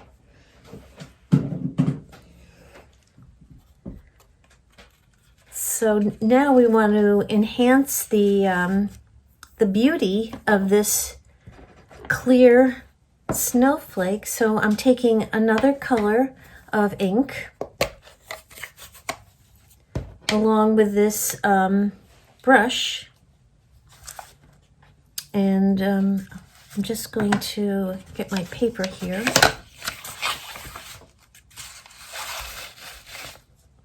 So I'm just going to like rub the area where I put the clear embossing, just to kind of bring out the beauty of the snowflake.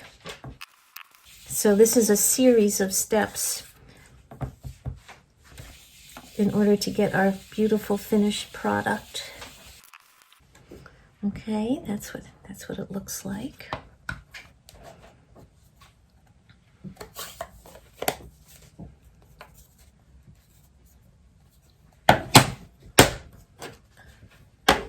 Now I'm going to go for a smaller snowflake, and this one, no, I think I'm going to do, where is that other,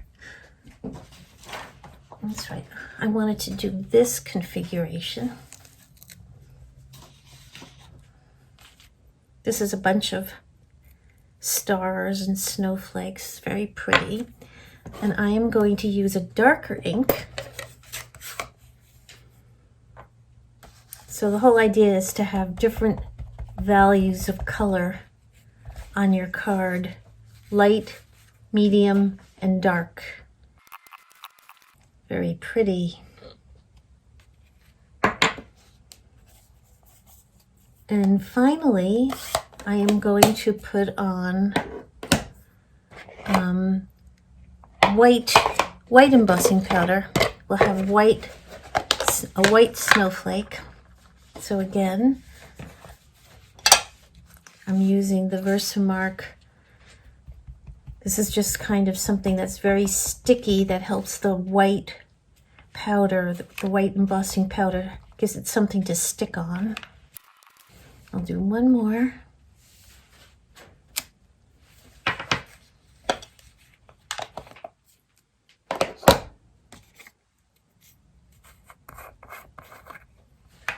And here's my white embossing powder. Okay, looks good. Okay, now let's get this heat embossed.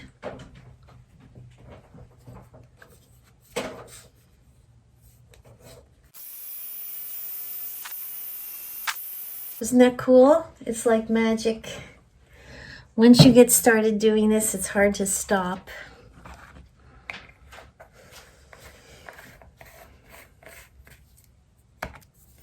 Okay, and then I want to, once again, put a little extra color on the edges. Okay then.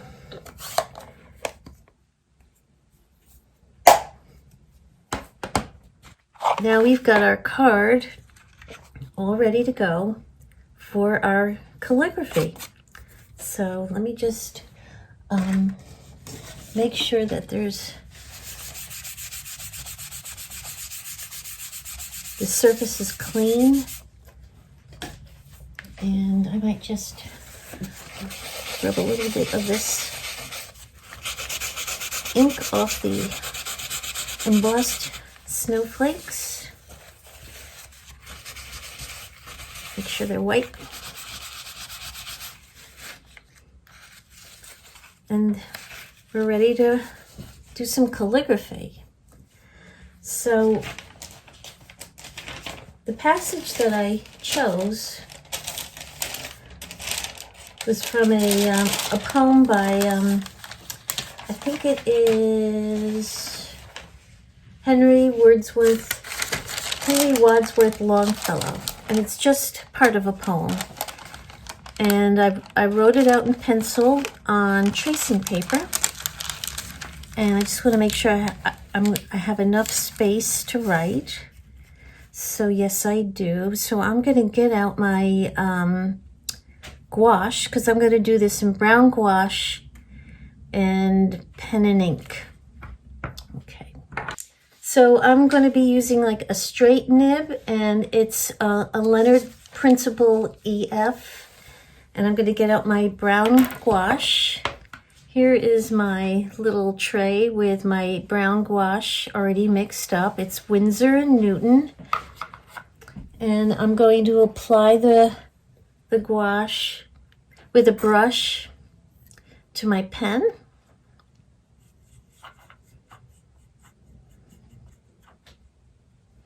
Can you see that? Uh-huh.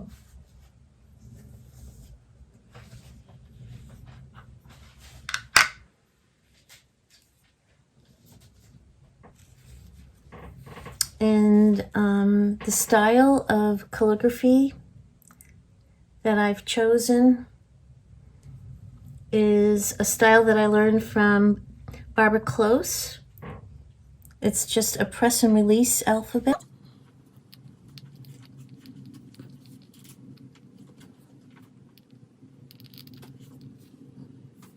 And what I'm trying to do is I'm trying to make the letters connect with each other. I mean, the groups of letters.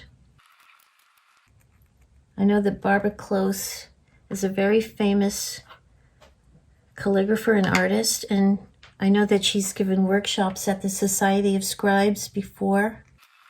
And this is just kind of a fun, free hand. Something that anybody could do.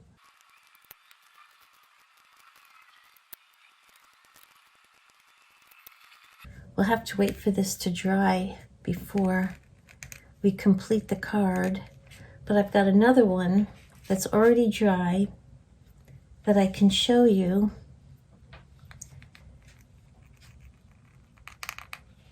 How I put the card together. Okay, so we'll let that dry. Put this aside.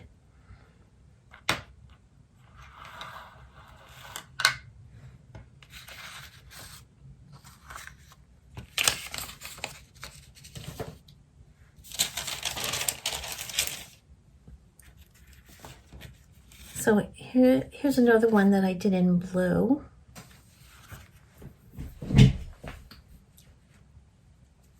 And pink. Which one do you like better? Blue, pink, or beige? I think I like the pink. Yeah? That rosy pink. It's very nice. Very festive.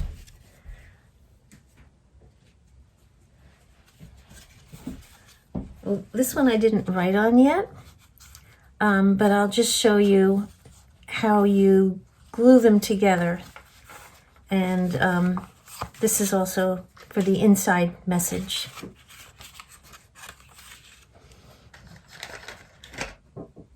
So I used Tombow glue.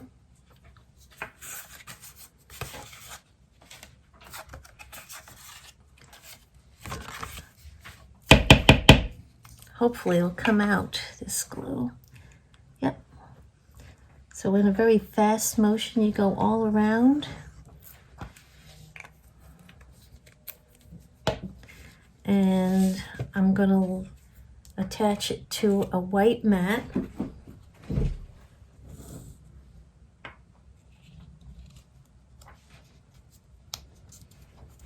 I'm going to use my bone folder to smooth out the glue.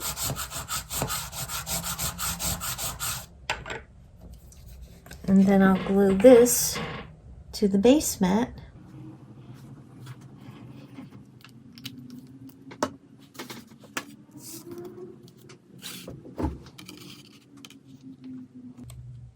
So you have like a beautiful frame for your artwork. Turn it over and again use my bone folder to smooth out the glue.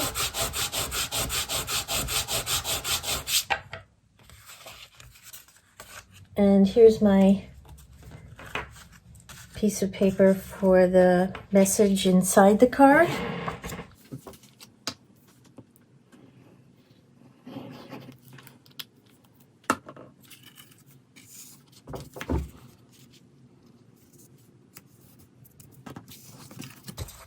And there you go.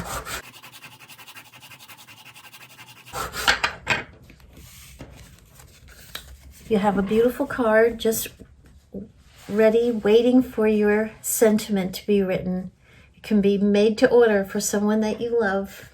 I hope you enjoyed my demonstration. And if you're interested in any of the supplies or techniques that I used, I'm going to include an attachment that lists all the products, the sizes, dimensions of the cardstock, the names of the water-based inks, and the techniques that I used. Thank you and have a wonderful holiday, and hope to see you in person very soon.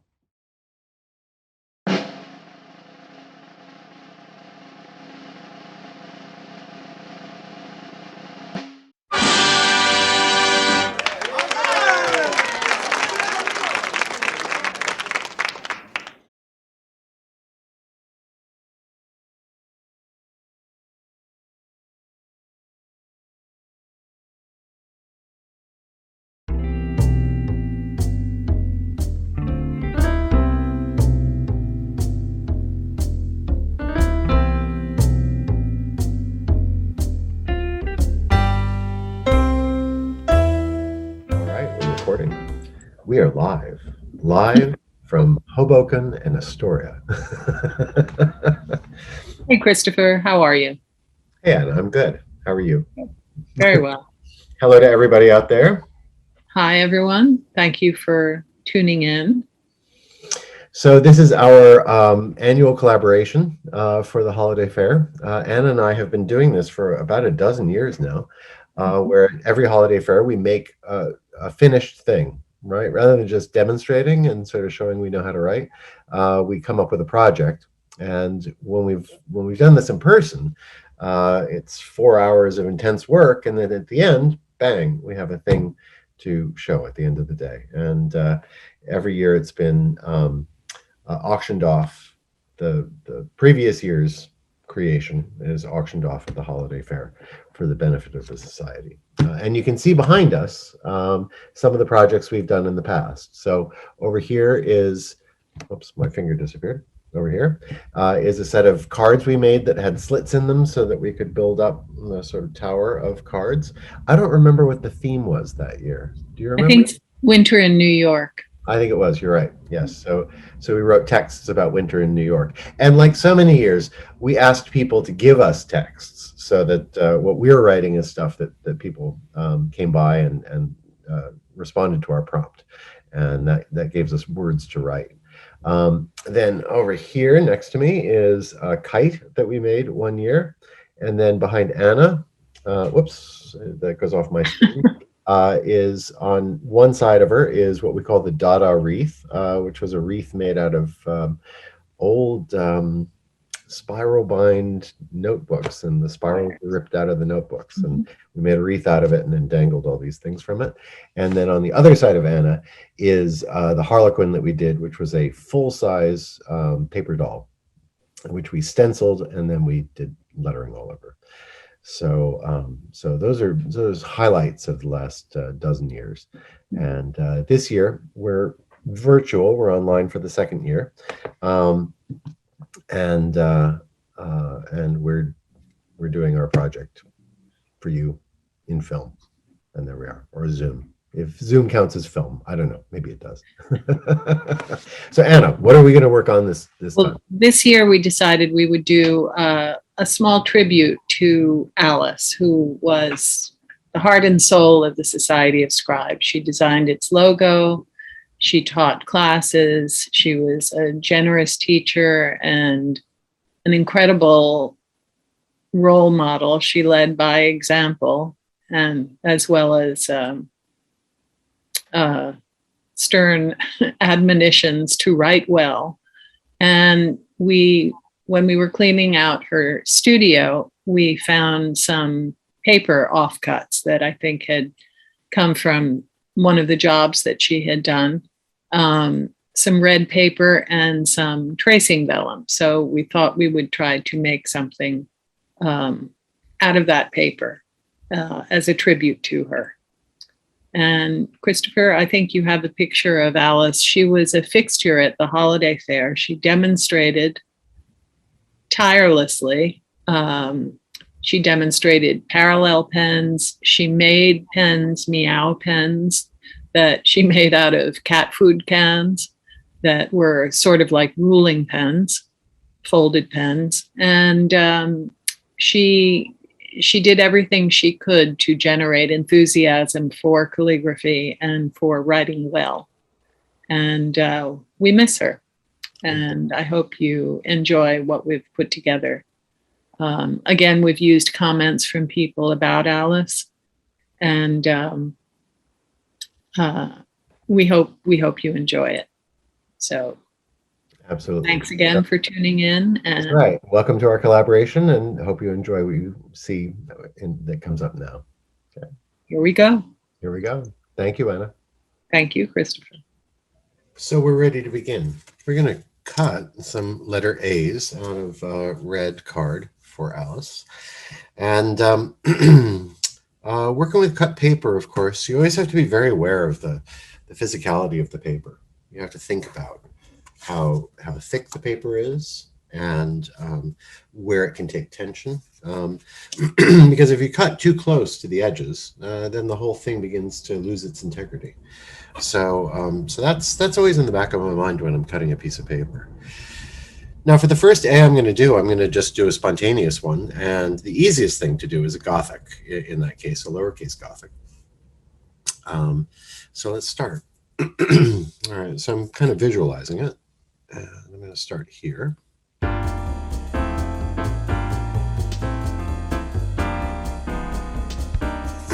I think it's always important when you're cutting that you're pulling the blade. So you're very aware of how the blade functions in the paper.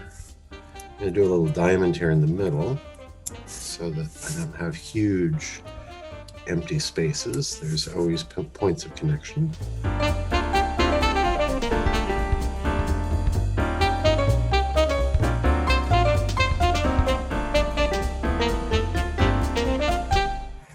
I'm going to add a little serif here, a little exit stroke.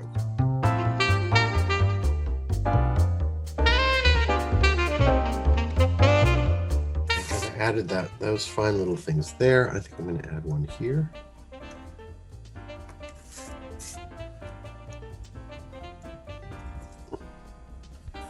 And I think I'm going to call that's pretty good. There we go. Yeah. Pretty nice. Okay, so I'm going to stop that one. Now for my second one, I'm going to actually draw a little bit because I'm going to do curves on this one. So I'd like some kind of guidelines. So I'm just using a 2H pencil. I'm doing a lot of curves. Now curves can be a real pain in the butt when you're cutting. Because the knife doesn't like to do tight curves. Let's see what we get.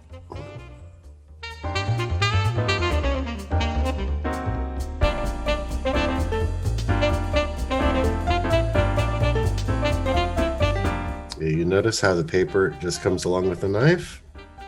So I can turn it just by letting the knife sit in the slit that I've cut. Very careful around that tiny curve because you can break the tip of your X-Acto blade. And of course, I'm always careful to keep the gesture of my cut clean, which means sometimes not following my guidelines exactly as I've drawn them.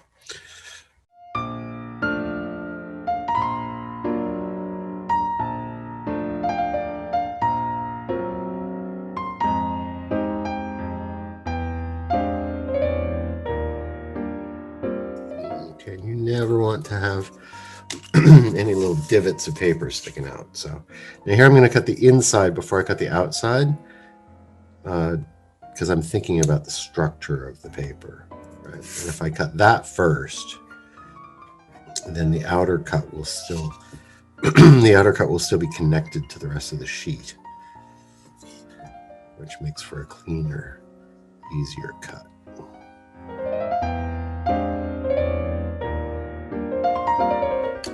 Go, and I'll erase that later.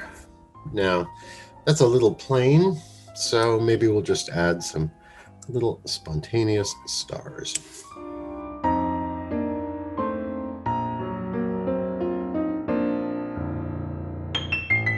And I always like 6-pointed stars. I find actually it's kind of easier to judge the angles on them, and they seem to be a little more forgiving if they're a little uneven than 5-pointed stars.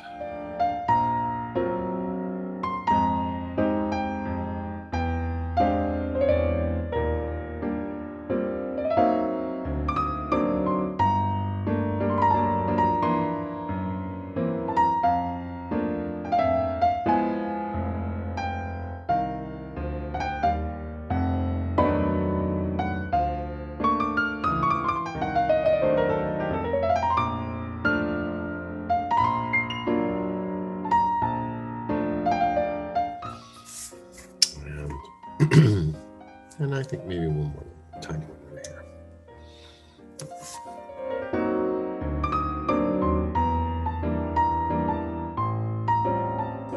Yeah, there we go. So,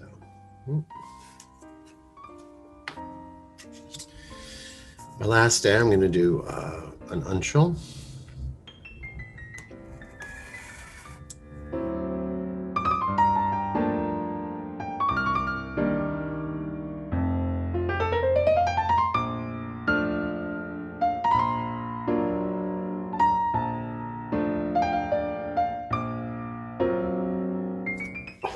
It's a little off center, but never mind. Let's put a little funky little serif thing in here.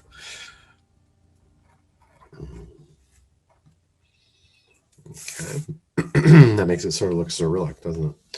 And then let's see. Let's just cut little diamonds on this one.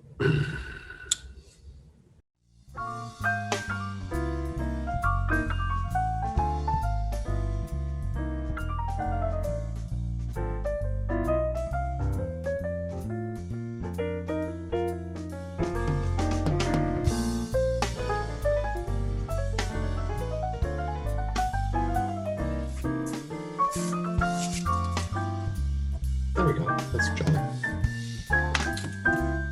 All right, and let's do some big kind of sans serif situation.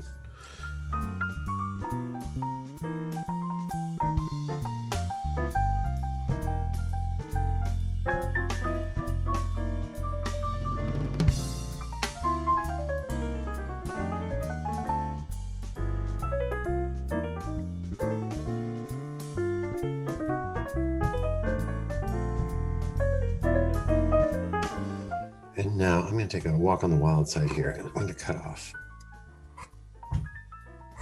edges.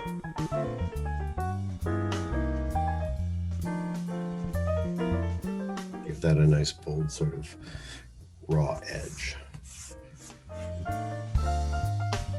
And there you have it.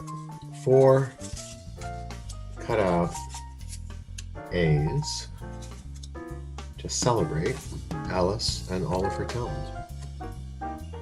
Hi, everyone. Anna here. I do paper cutting in a slightly different way from Christopher.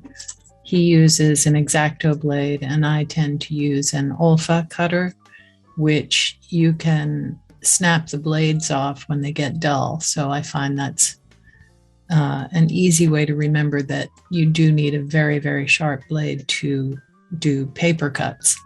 I also tend to draw my design out first, and then I use a piece of Sarrel paper, which is a kind of carbon paper that comes in different colors actually. And I use that to transfer the design to the paper that I want to cut. So as you can see, here is that design. And it's hard to see with the reflection, but here we go.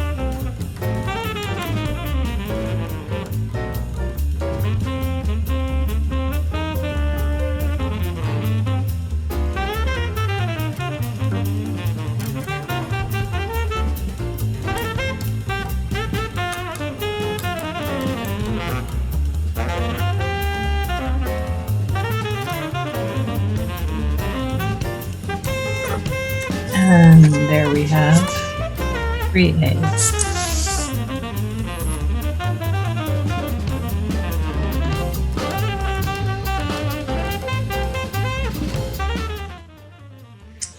Now we're going to add something to this one that Anna did. And I think I'm going to do this in a real classic sort of foundational hand.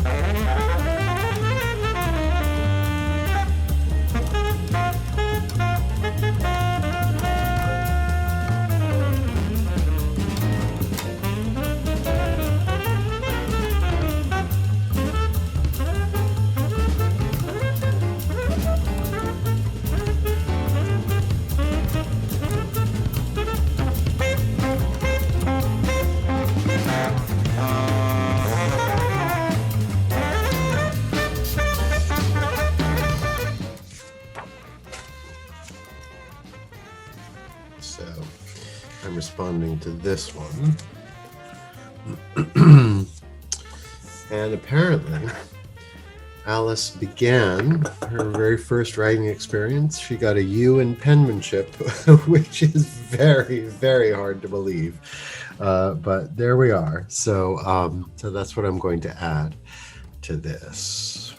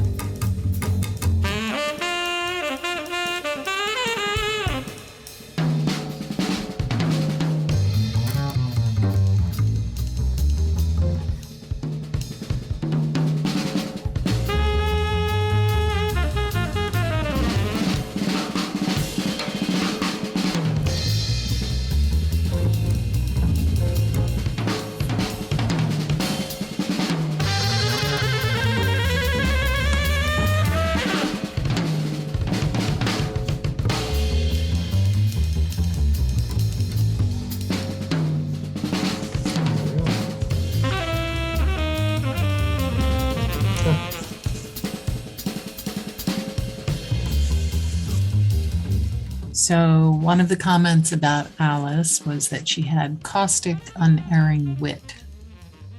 And to that, I'm going to add someone else's comment, knowledge, skill, and a great sense of humor, with a side of New York to boot.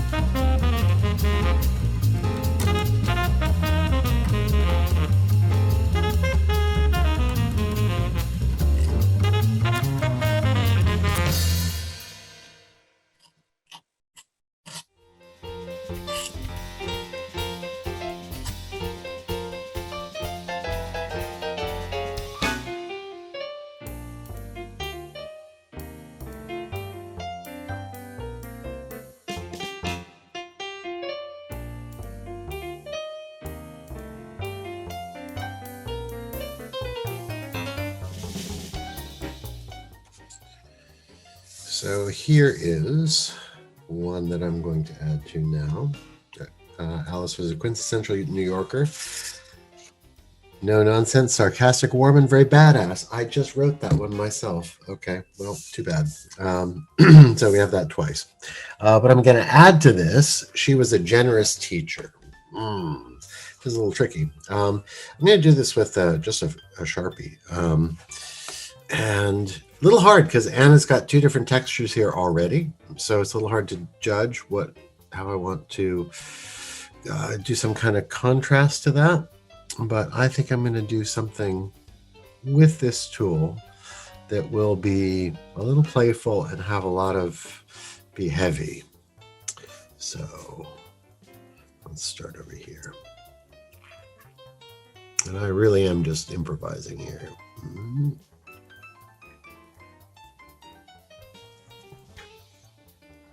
I want it to get really dense.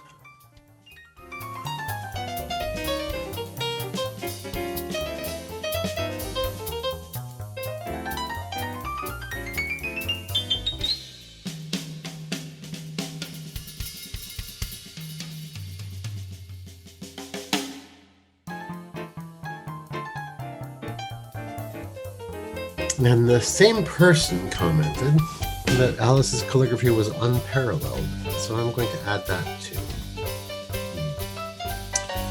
And keep going. I'm just going to keep with the same sort of thing. So Alice's calligraphy.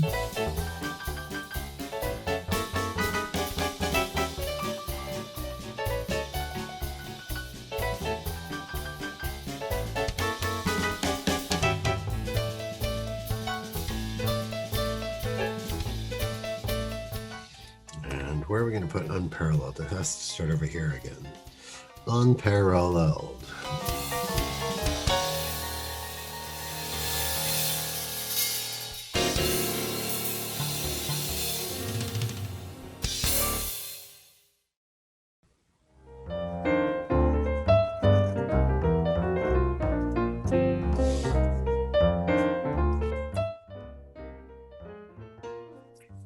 So here is one of Christopher's offerings, and it's Alice's workshop materials advice: no tackle boxes.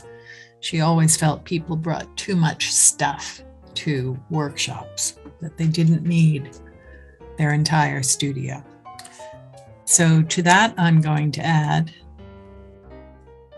she was a role model for women calligraphers everywhere. And I think I'll continue with the caps theme, Roman caps, but using a broad edge marker.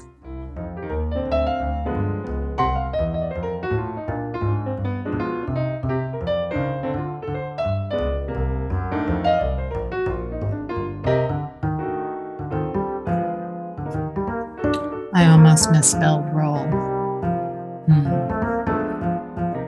That was a good save, quick save.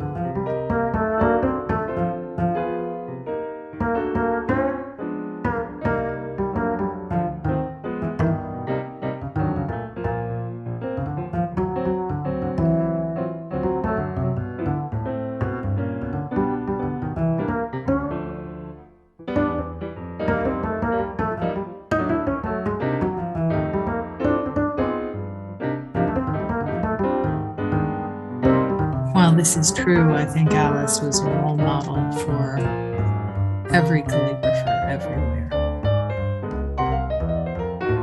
She was something else.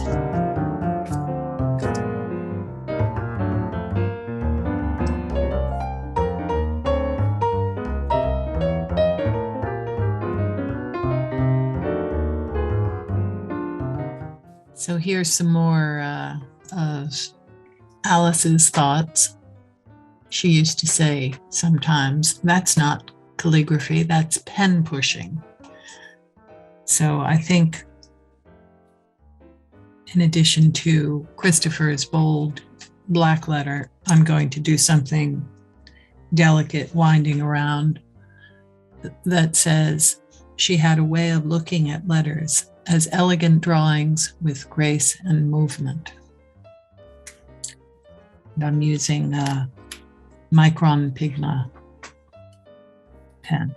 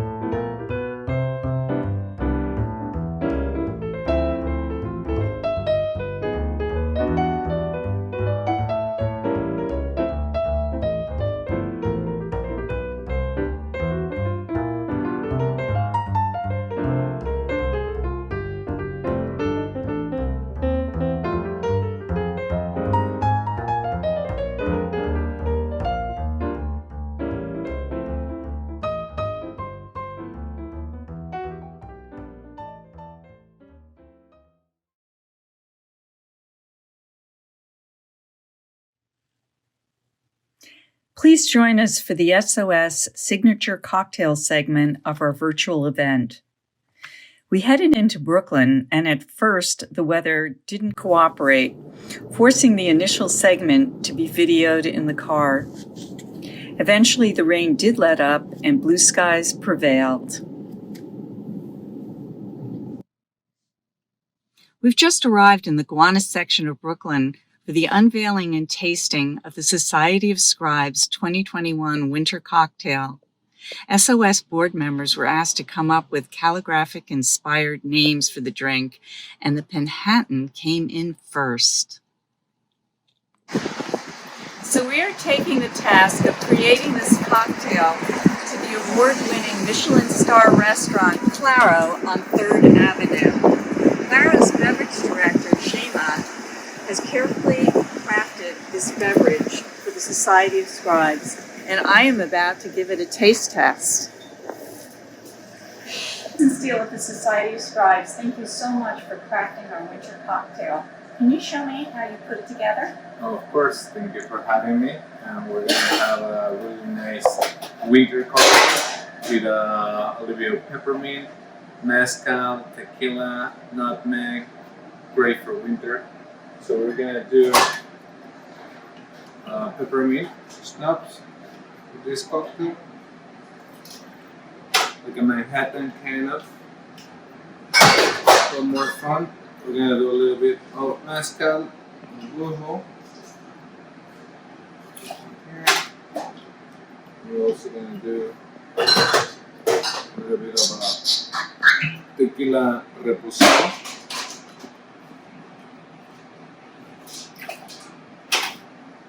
And I'm gonna make this a vegan friend, so we're gonna do oatmeal too.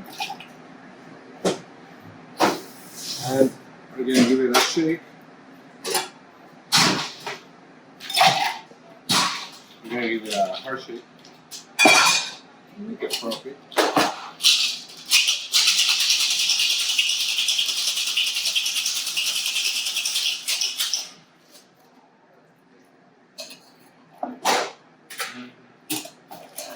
We're gonna do a strain and cuplas.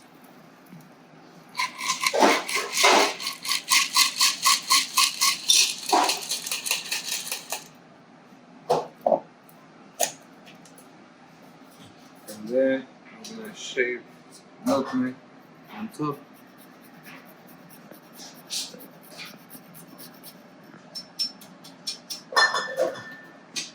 And then we're gonna garnish it with cranberries and a little bit of rosemary and as you.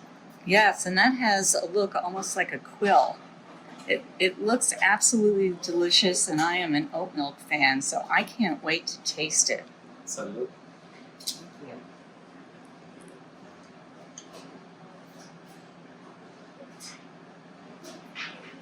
Cheers, calligraphers.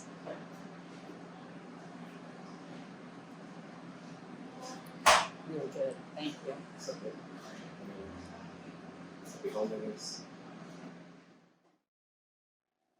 We invite you to have some fun with your own calligraphic-inspired cocktails. Send us a favorite recipe, and maybe we can broadcast it here next year.